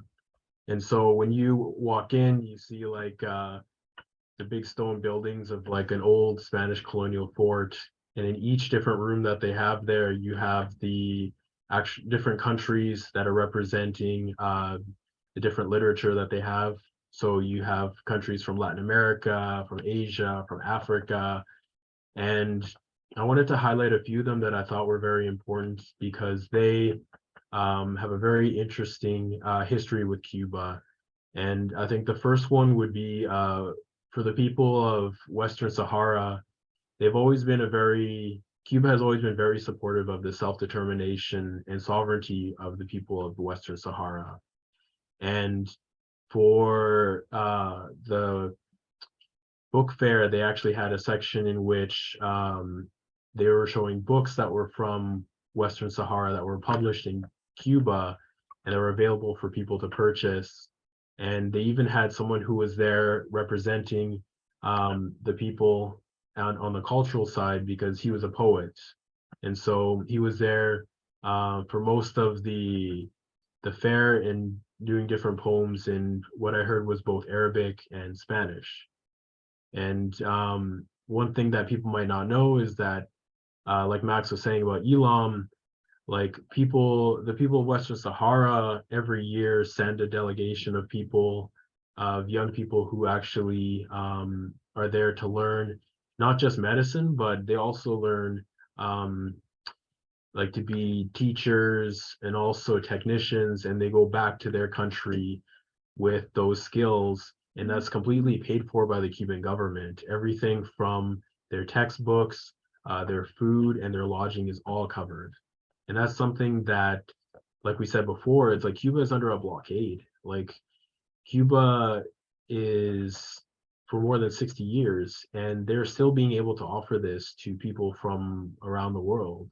And that's something that's huge. Like it's, if you really think about it, it's like we live in wealthy countries like Canada and the United States, and it's like you can imagine what we could do with that kind of wealth. And it's like, and that's what I mean by the example of Cuba. Like, and that's something where it's like when you look at the photos, and I'll show later about the booth for Western Sahara, it's like it's amazing to see like the amount of culture that was displayed, but also like the amount of solidarity between the two countries, and what Cuba is really doing in that regards. And one other thing that I wanted to mention as well, and that's very important related to the history of Cuba in regards to like the connection between Cuba and Africa, is that I had the chance to also go to the display for Angola. And I spoke with Angolan youth who were very much selling books that were part of Angolan literature as well as poetry. And they were telling me about the history of Angola, in which Cuba was very much a part of that. And they said that the reason why we're here today talking about Cuba is because they are the ones who helped us through our independence. And that's why Angola now is an independent country, is through the help of Cuba. And they said that that is something where on display, and I'll show some pictures as well of that, where you can see Angolan culture, but also at the same time, there was a lot of very interesting political posters that they've had from that time that was Cuba's mission in Angola. And it's interesting hearing them talk about Cuba, because it's like those Angolan youth were very passionate and very much wanting to talk to people about not just their country, but the connection that Cuba has with Angola. Like they're very proud of that connection.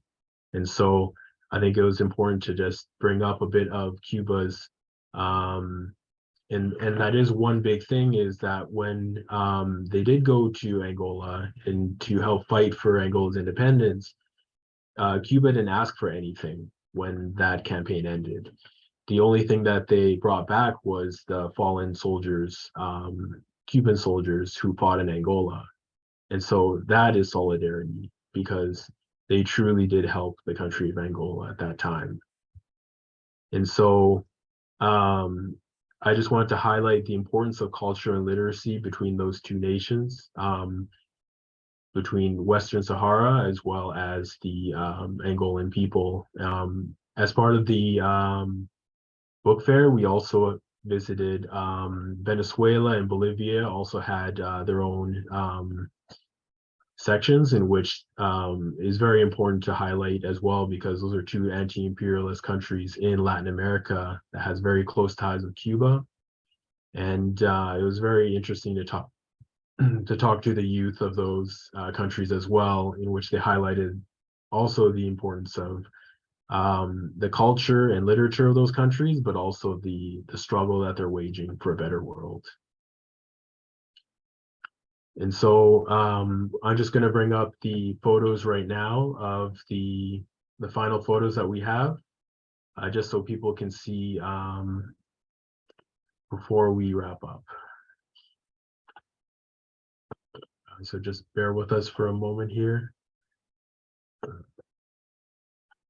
I'd just like to reiterate what Mike is pointing out, that it was a great opportunity to be at this conference, as I'm sure you've seen all the photos and the ones that Mike will show, and that it was a great opportunity to, as people who have been to Cuba multiple times, but primarily on solidarity trips organized by the Cuban Institute with Friendship with the People, to go to this conference of international solidarity and Marxism and socialism, and the fight for a better world. So I just wanted to bring up this photo here in which it's very important as we were talking about Venezuela. So this is Tariq William Saab. He is the Attorney General in the Venezuelan government. And one thing that people might not know is that he is also a poet. So he has written a lot of poems, and a lot of them related to struggle in both Venezuela and Latin America. And while we were actually at the book fair itself, we did see one of his books on display. So I do recommend that if you do speak Spanish or do want to learn, do look up Tariq William Saab's poems. They are amazing. So this next photo is another shot of the conference itself. And so I just wanted to show some of the art that was on display on the sides of the walls, as well as the big art piece in the middle, in which we'll see in a different photo. So here's our table for Fire This Time. And so as you can see, there's lots of people who are in, we've had some very good discussions, especially with a lot of the youth of Cuba, but also the different organizations from different countries. Myself, I'm talking to someone who is from England about the blockade in Cuba. In this next photo is a lot of us sitting down at the Fidel Center. It was a great time that we had learning about the history of Cuba and the important impact that Fidel Castro had. And as we were here at this interactive display, we got to see different aspects of Fidel's speeches, different quotes from different international figures about Fidel, and also how much Fidel really did shape Cuban history. And so, as Max said before, we did participate in a very important cultural and art center in Cuba, which is very much related to Afro-Cuban art. As you can see here, there was a hip hop performance that we were participating in. And so you can see some of the artists there, and as well, the atmosphere was amazing. Like, some of us were dancing and listening, and the Cubans very much so themselves. And wanted to show this because it's a very important part of Cuban culture, is especially the Afro-Cuban culture. So this is a picture of myself at the La Fábrica de Arte in Vedado, Cuba. A very important cultural institution that exists in Cuba, because it's not just a center in which a lot of Cubans can go to listen to different music, but also it's also many different art displays from different Cuban artists. And so it is like a very interesting cultural mix that you don't really get to see in places outside of Cuba. And so I thought it was very interesting to see this because it really shows how deep and how rich Cuban culture really is. And here's a shot of the National Hotel of Cuba, just in Vedado. And a nice, lovely photo of us, which I believe was on the bus ride into Havana. And again, thank you for ECAP for organizing all of that. And we have a lovely shot of from the actual fort in which the book fair was being held. As you can see, that is Havana across the water. Very nice shot of the city. And so this is the actual Angolan display that I mentioned before. So those are the two Angolan youth that were present. And as you can see, lined on the top is the different books about different Angolan political leaders, the history of Angola, literature, as well as books about Angola and Cuba. And so it's a very rich, very interesting display. And I do recommend that if you have the time, please go visit the book fair, because there's so many different stands that are just like this. And we can only show so much in so little time. So. And I believe lastly, this is the photo of Azla as she was speaking in front of this amazing panel of Cuban leaders who are Miguel Diaz-Canel, especially the president of Cuba, and Abel Prieto, who was the former cultural minister, but now is the head of the Casa de las Americas. So it was a great honor to be in the presence of these very important leaders in Cuba. So yeah, that is our slideshow that we have, and so I hope that everyone enjoyed those. And I believe I would like to just say lastly that you know, as being part of the conference, it's been a huge honor because we really got to see a part of Cuba that we really don't get to see very often. You know, for both me and Max, we've been part of Solidarity Brigades before, and to be part of this conference, we got to have a lot of very interesting discussions. We got to talk to Cuban youth. We got to meet people from around different parts of the world and see the different struggles that are happening, and to make that connection between us and those people. And in doing so, really brings a very important part of our work back to Canada. So I'd like to say thank you again to ECAP and to Cuba Socialista for making this possible. And yeah, it was an experience we will never forget.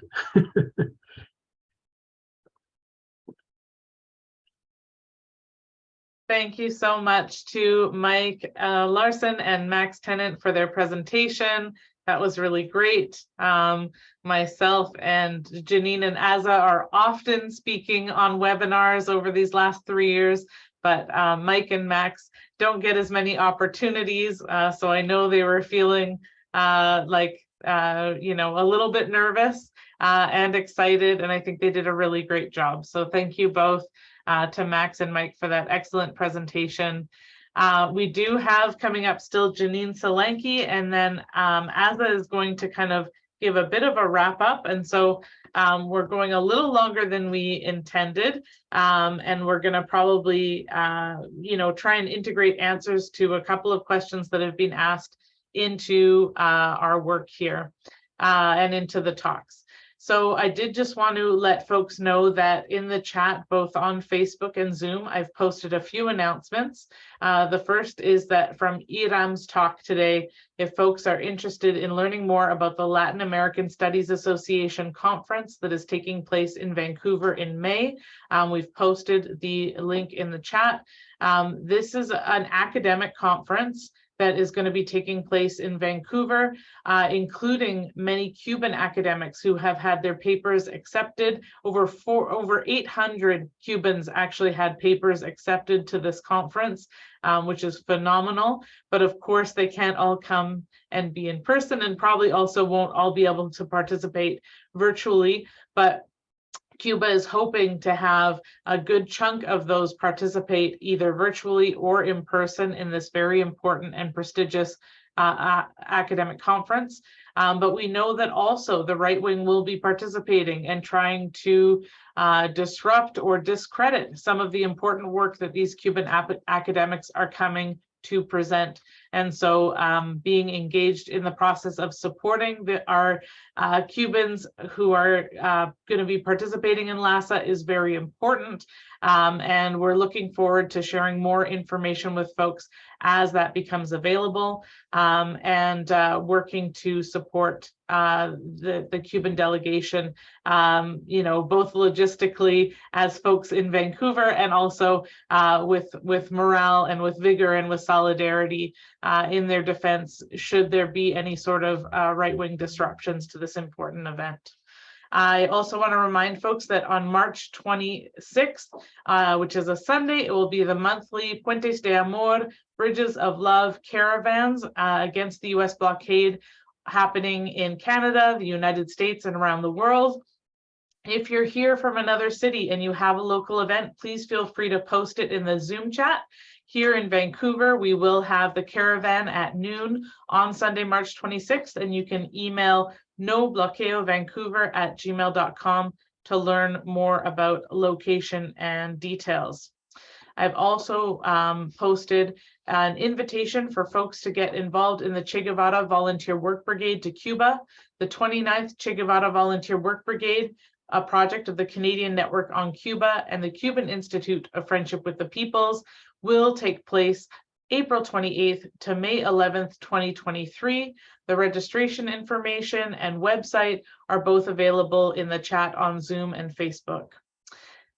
Also, an invitation to join the Calixto Garcia Brigade, which will be traveling to Cuba from Canada in November and December of 2023 to Holguin and Eastern Cuba.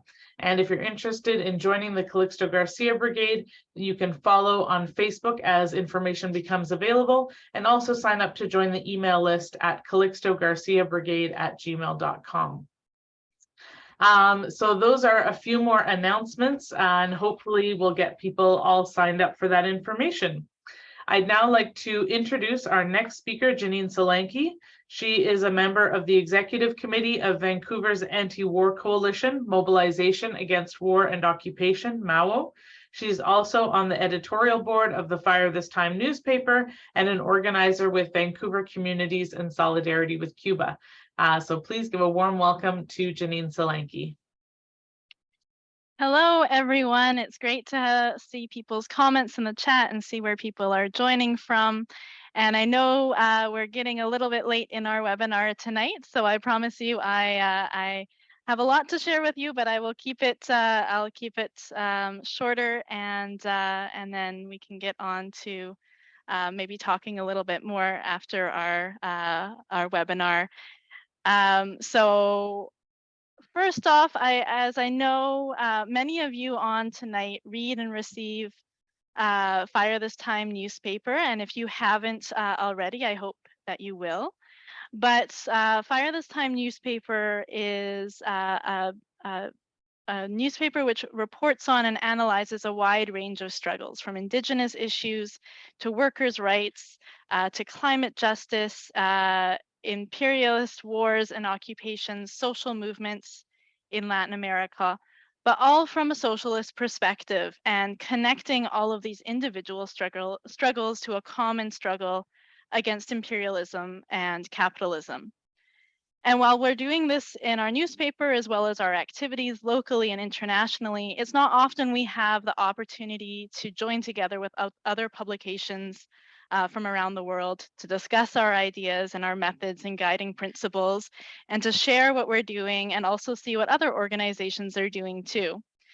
So I'm very grateful to Cuba for acting as an important venue and gathering point for many organizations from around the world to have this opportunity to come together to find new collaborations and connections with like-minded left political parties and movements and organizations.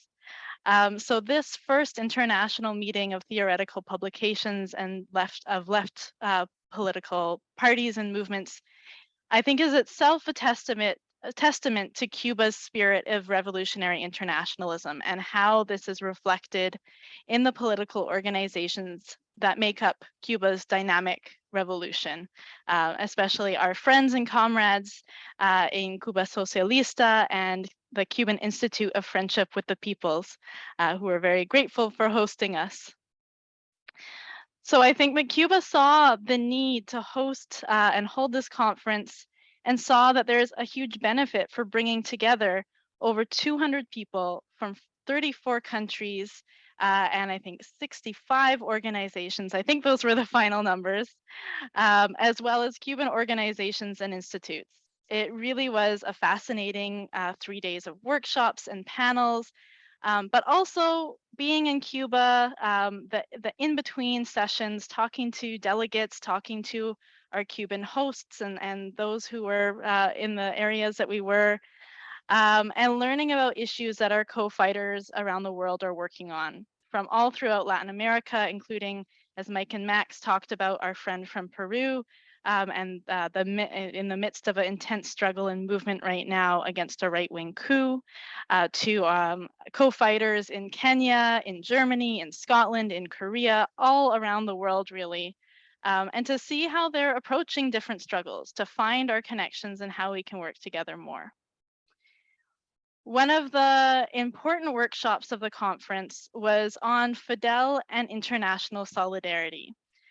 This workshop was chaired by Abel Prieto, who is the president of Casa de las Americas and a former longtime Cuban Minister of Culture. And I think this is important to note because it's an important role that you see in Cuba everywhere you go, how abundant art and culture is, and how art and culture play a huge role in the Cuban Revolution. Casa de las Americas, where the conference was held, is an institute itself that has a foundation rooted in international solidarity, as it's was founded as not just a Cuban institute of culture, but for especially Latin American and other artists around the world, and a safe haven for many of those artists, especially in Latin America, who faced oppression when they used their art as an avenue of resistance against right-wing and US-backed dictatorships in their country. That itself is its own important history, so I encourage you to find out more about it, but I won't talk more here. And this workshop also included talks by Rene Gonzalez Barrios, who is the director of the Fidel Castro Ruz Center in Havana, and also a talk by French-Spanish journalist Ignacio Ramonet, who is the author of My Life, which is a book-length interview with Fidel and really an essential reading for understanding Fidel's ideas and legacy. So I want to highlight something that Rene Gonzalez Barrios spoke about, which is the important role of the Fidel Castro Center that he is the director of, and the important role that the Fidel Castro Center plays in documenting the ideas of Fidel and making them available and accessible, not only for Cuba and Cubans, but for visitors from around the world. And it's important to note, and this was repeated to us at the conference and also when we visited the Fidel Castro Center on the last day, that when Fidel passed away, he made sure that there was a law put in place before his passing, that there would be no monuments or statues of him erected, no streets or schools or parks named after him, because Fidel wanted to reject any manifestation of a cult of personality.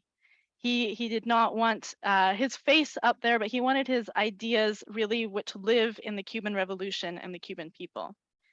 So we know that Fidel's ideas are an important legacy for present and future generations of revolutionary fighters, not just in Cuba, but worldwide. And this is why the Fidel Castro Center is an important institution. As you can see right now, we're standing in front of our group from Vancouver, posing in front of the Fidel Castro Center. But it's an important institution, not a museum. They wanted to make sure we knew this is not a museum about Fidel, but a center dedicated to documenting the ideas of Fidel, making sure that these doors are open for free for everyone to come and learn and understand and experience. And there was so much thought and planning put into the center. You can see as we go through some of the photos, it was truly interactive, really well put together, and in a way that you could understand the different ideas and projects of Fidel. And I think overarching, sorry, I'll go a little bit more into that in a moment. But back to the conference and the theme of international solidarity. There's so much that we can learn from Fidel. As a revolutionary leader and visionary and a fighter, Fidel is known for his honesty and sincerity, for his humility that enabled his close connection to the Cuban people, and also for people around the world, and his important and overarching principle of revolutionary internationalism, which now Cuba is a core foundation of the Cuban Revolution. Cuban revolutionary internationalism is at the core of Cuba's socialist project and socialist revolution. Revolutionary internationalism is our weapon to win the battle of ideas, as Fidel called it, and as I think is an important term for us to use, the battle of ideas. And you see this and grasp this immediately as you land in Havana If you have the chance to land in Havana Airport, make sure to look out the window, because you'll see on the building of the airport as you land, "Humanity is our homeland." The words of Jose Marti and his famous ideas written on the building welcoming you to Cuba. Humanity is our homeland. And so this revolutionary internationalism is something that you see when you land and you learn about as you travel through Cuba, and as you learn about Cuba's international medical missions, which existed for many years before the pandemic, and that we saw highlighted with thousands of Cuban doctors going around the world helping during the pandemic, to Cuba helping Angola in the fight against the invading South African apartheid army that ultimately led to the defeat of apartheid in South Africa, to Cuba's Si Se Puedo, Yes I Can literacy program that took Cuba's own experience of successfully overcoming illiteracy internationally, took that program internationally, including to here in Canada on Indigenous nations. And this is a guiding principle of revolutionary internationalism, which is why Fidel led Cuba to be a force of health in the world as an alternative to imperialist countries like the United States and Canada that send bombs and bring war around the world. Cuba sends instead doctors to war zones, or to disaster zones over the years, to countries affected by the pandemic around the world. And also enabling countries to build their healthcare systems with the Latin American School of Medicine, which Max and Mike spoke about. For myself, as an activist and a revolutionary, going to Cuba, I experienced this internationalism in small and big ways. Talking to people in Cuba, such as our friends in ECAP, the Cuban Institute of Friendship with the Peoples, the UJC, the Union of Young Communists in Cuba, and people in Casa de las Americas, and even people you meet every day in Cuba who are knowledgeable and interested in struggles around the world and how Cuba's ideas and experience from their ongoing revolution can contribute to building a better world. For example, at our conference, we had the opportunity to exchange and distribute our latest issue of Fire This Time. And I know Tamara's got some of my photos that we can share that just show our table that we had at the conference, and where we were able to talk to people who were attending both from Cuba and around the world, and able to share our newspaper and also examples of our work. And I'll just share one of the, and that, sorry, I'll just say that was also a photo, famous photo, if you want to go back one, from the Plaza de la Revolucion in Havana, showing Che Guevara and Camilo Cienfuegos, leaders and revolutionaries in the Cuban Revolution, and that Cuba is living the legacy of those two, as well as many other revolutionaries today. But on to that next photo, you can see our newspaper, Fire This Time. And I gave this newspaper to the vice president of Casa de las Americas, who is very interested, but he particularly asked me for more articles and information on Indigenous nations in Canada. And we looked through and we, gave examples of how we're covering Indigenous struggle in our newspaper. And he was saying this because in the work of Casa de las Americas, they also want to reflect the struggle of Indigenous nations around the world. So you see that internationalism and that interest in the struggle of other nations all around the world. And I'll mention also that throughout the conference, when we gave our newspaper out, when we talked to people who came to the table, there was sometimes a language barrier, and people would, look at the newspaper, and it was primarily in English with some Spanish articles. But people would see at the top here, I get this onto the screen, that we have the faces of Fidel, of Malcolm X, of Rosa Luxemburg, and Che Guevara. And people would point to that and say, I understand, you know, they kind of say, okay, I know what this newspaper is about because I can see the ideas and of the personalities of the revolutionary leaders that you're reflecting. We also shared with people a special edition about Fidel that we published after the passing of Fidel. This, of course, is some years ago, but it still retains its relevance and still something that we distribute today as it reflects Fidel's ideas and legacy. This issue, if you want to get your hands on it, has a collection of articles and speeches by Fidel, our own reflections from Fire This Time writers and other public figures from Cuba and internationally. And as you can see there, we're taking a photo with Isabel Monal, who is a theoretician and a longtime professor and lecturer in Cuba. And she got up and was one of the people who got up and spoke at the very beginning, first discussion in one of the workshops we had. And she's actually, I think, 92 years old and still, you know, still talking about Cuba's ideas of revolutionary internationalism, still wanting to come and talk with people from around the world about Cuba's revolutionary project. Side note of that photo there. But we found that this issue of Fidel was very welcome for people. It's something that people picked up and really wanted a copy of. And also we were able to share it with, for example, the head of Casa de las Americas library. And I love what she said when she took an issue of it. She said, for us, this is gold. Thank you for this newspaper, because for us to have this in our library is gold, which really touched my heart.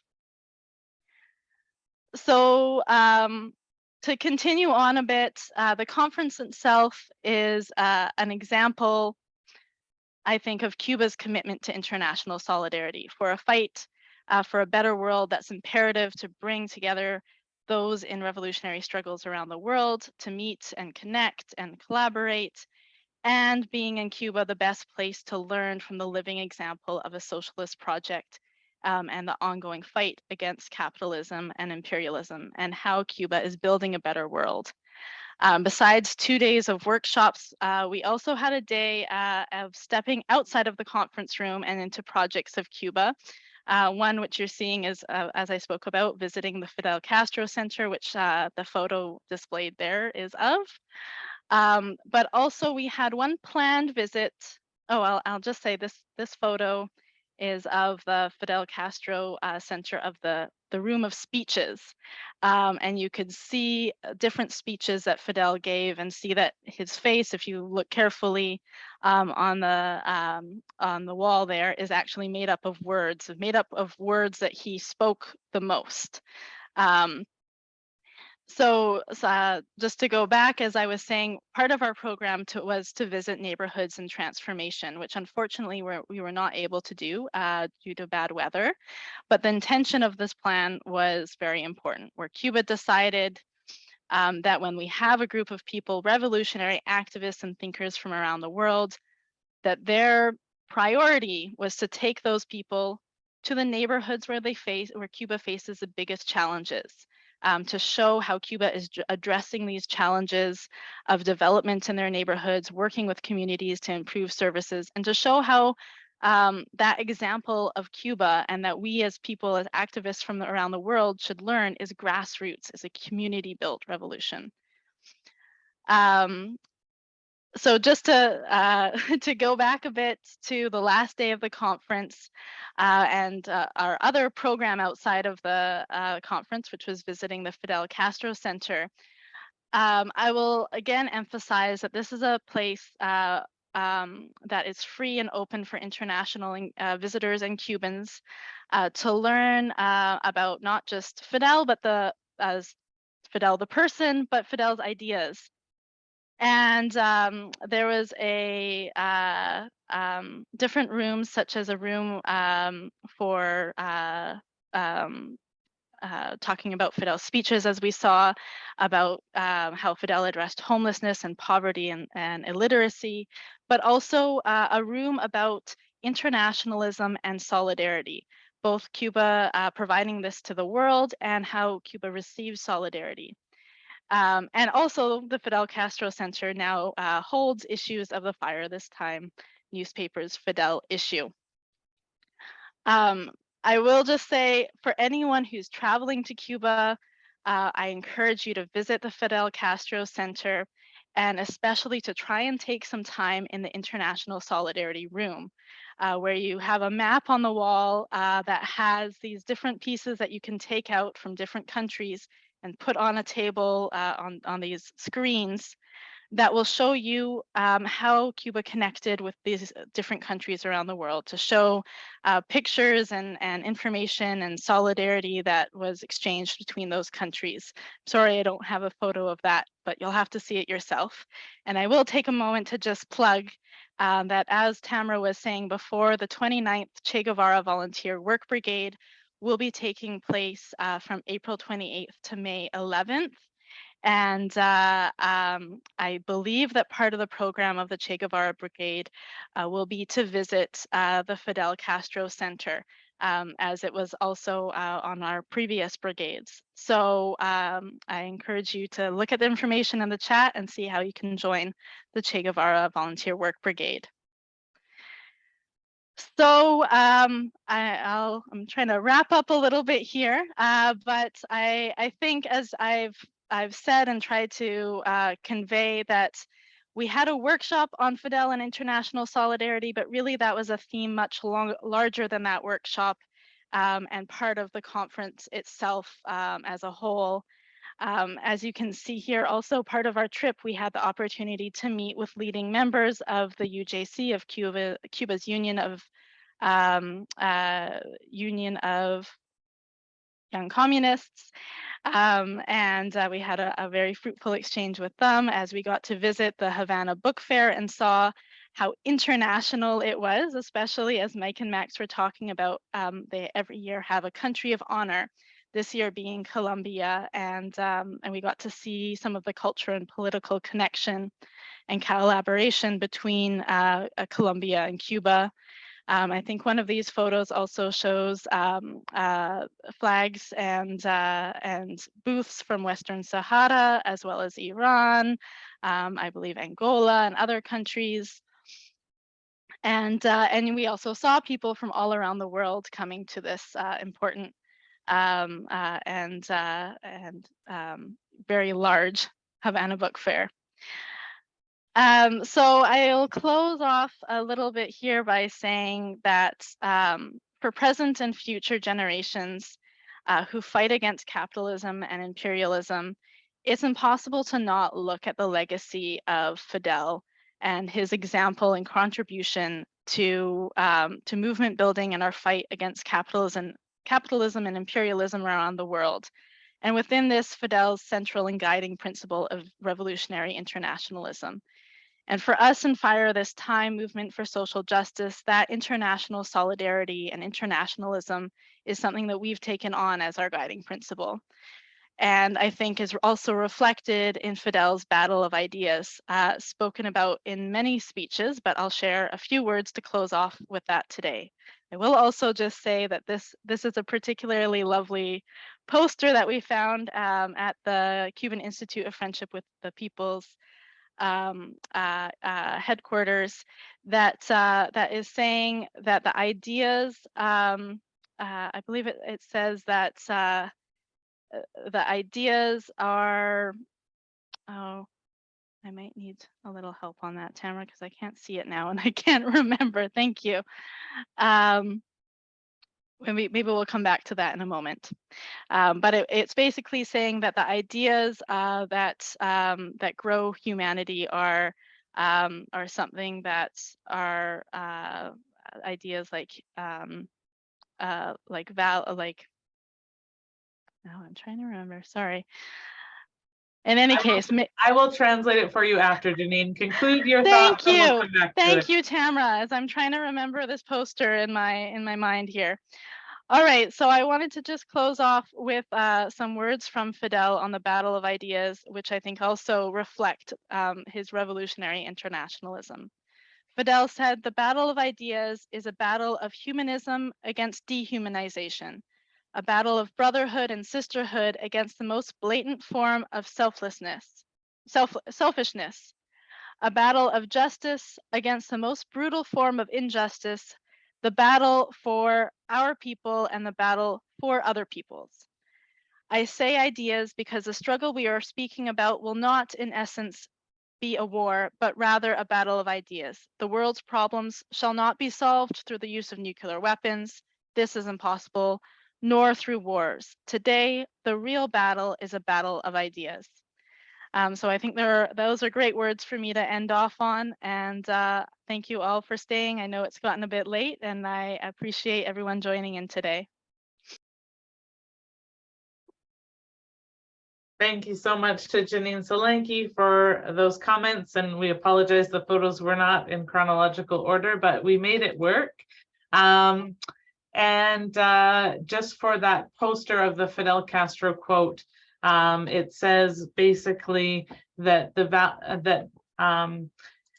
human values can be planted and grown in the soul, in intelligence, and in the heart of human beings. So that's, and then the heart is also kind of seen to be pumping blood, and the pumping is things like justice, solidarity, decorum, diligence, dignity, patriotism, etc. So a very nice poster from the offices of our friends at the Cuban Institute of Friendship with the Peoples. So I am going to bring back Azza Rojbi, who's going to wrap us up for the evening. There were a couple of questions in the Q&A, and we've kind of integrated some aspects of answering them into the chat, and then some of them we might not get to tonight. But we thank you all so much for participating and being so positive and enthusiastic in the chat. So I'm going to welcome back now Azza Rojbi to bring everything home that we've discussed tonight. Thank you, Janine. Oh.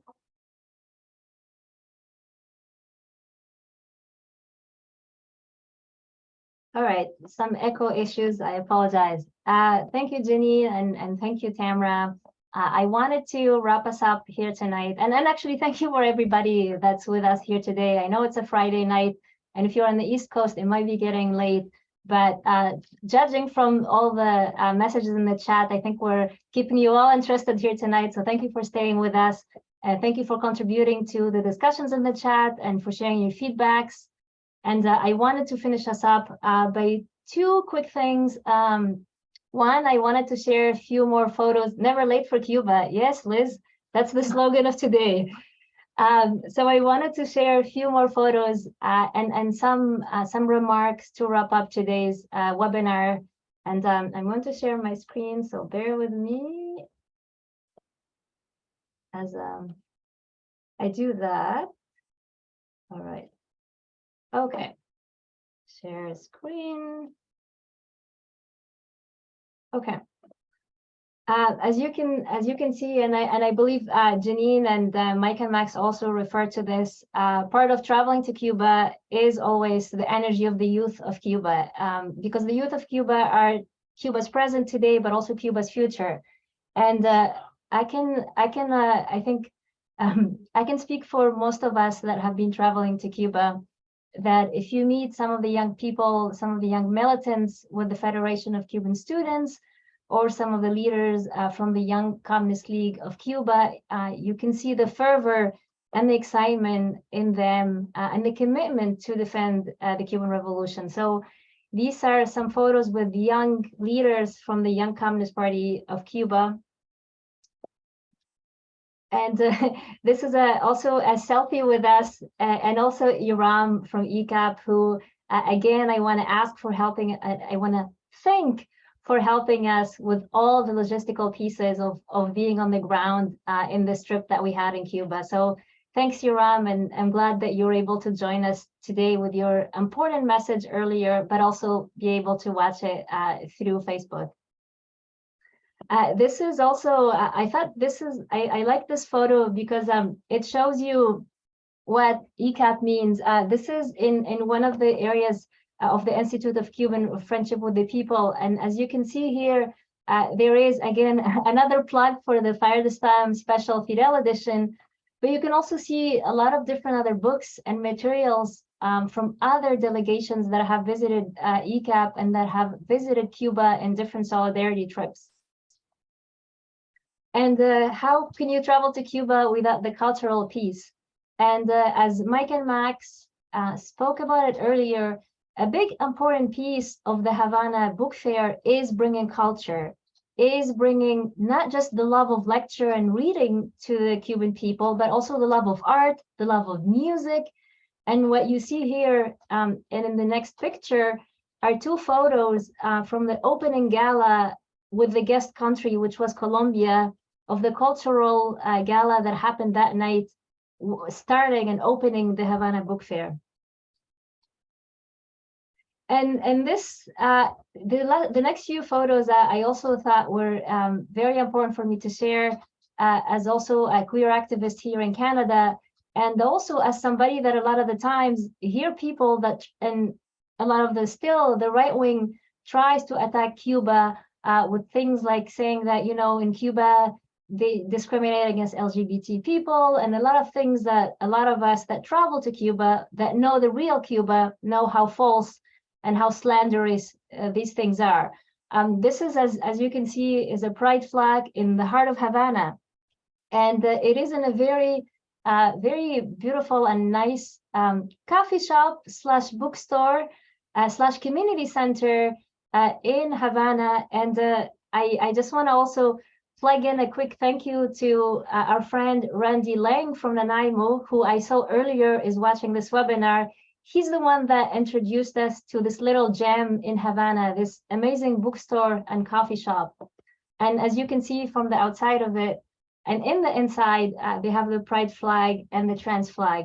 And this is now becoming also a gathering place for young Cubans for exchanging ideas, exchanging books, just spending time with friends, with family.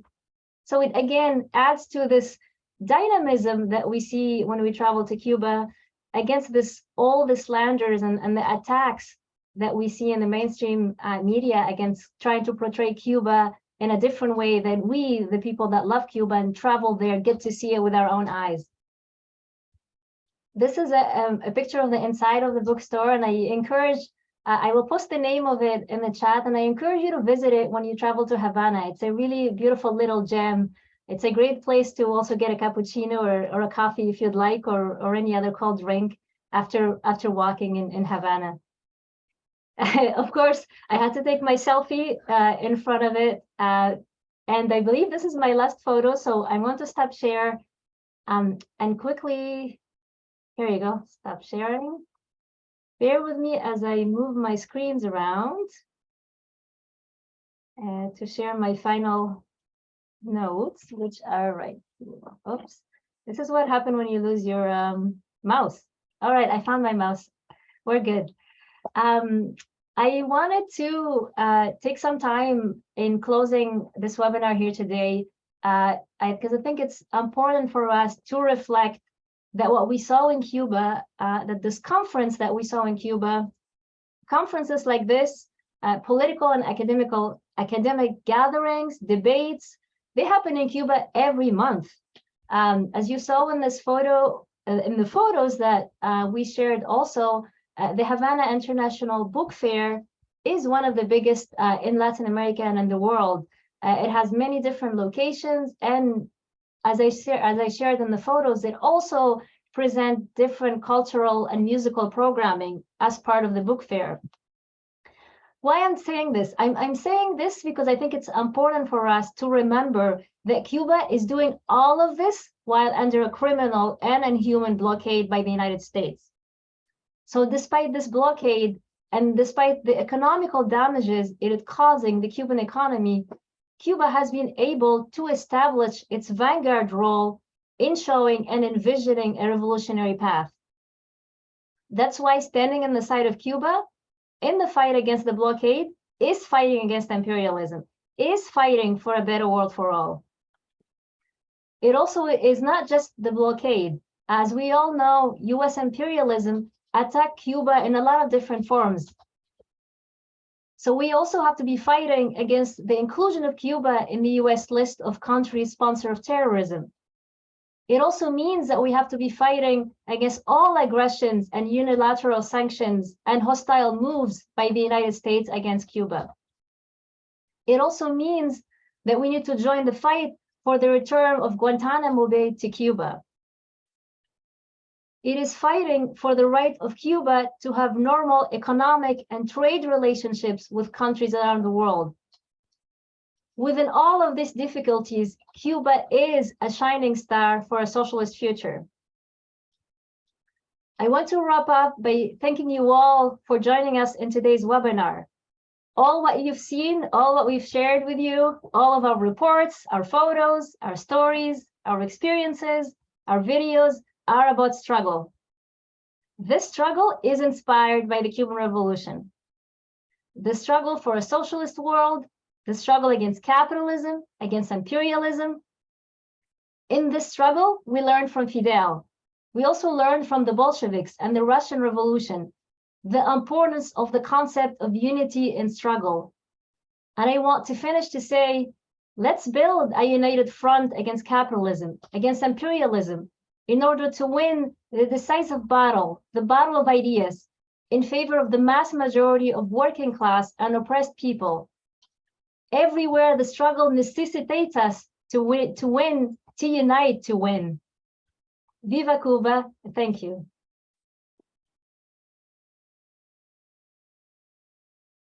Thank you so much to Aza Rojbi, Janine Solanki, Mike Larson, and Max Tennant for being our speakers tonight, for reporting on their recent trip to Cuba.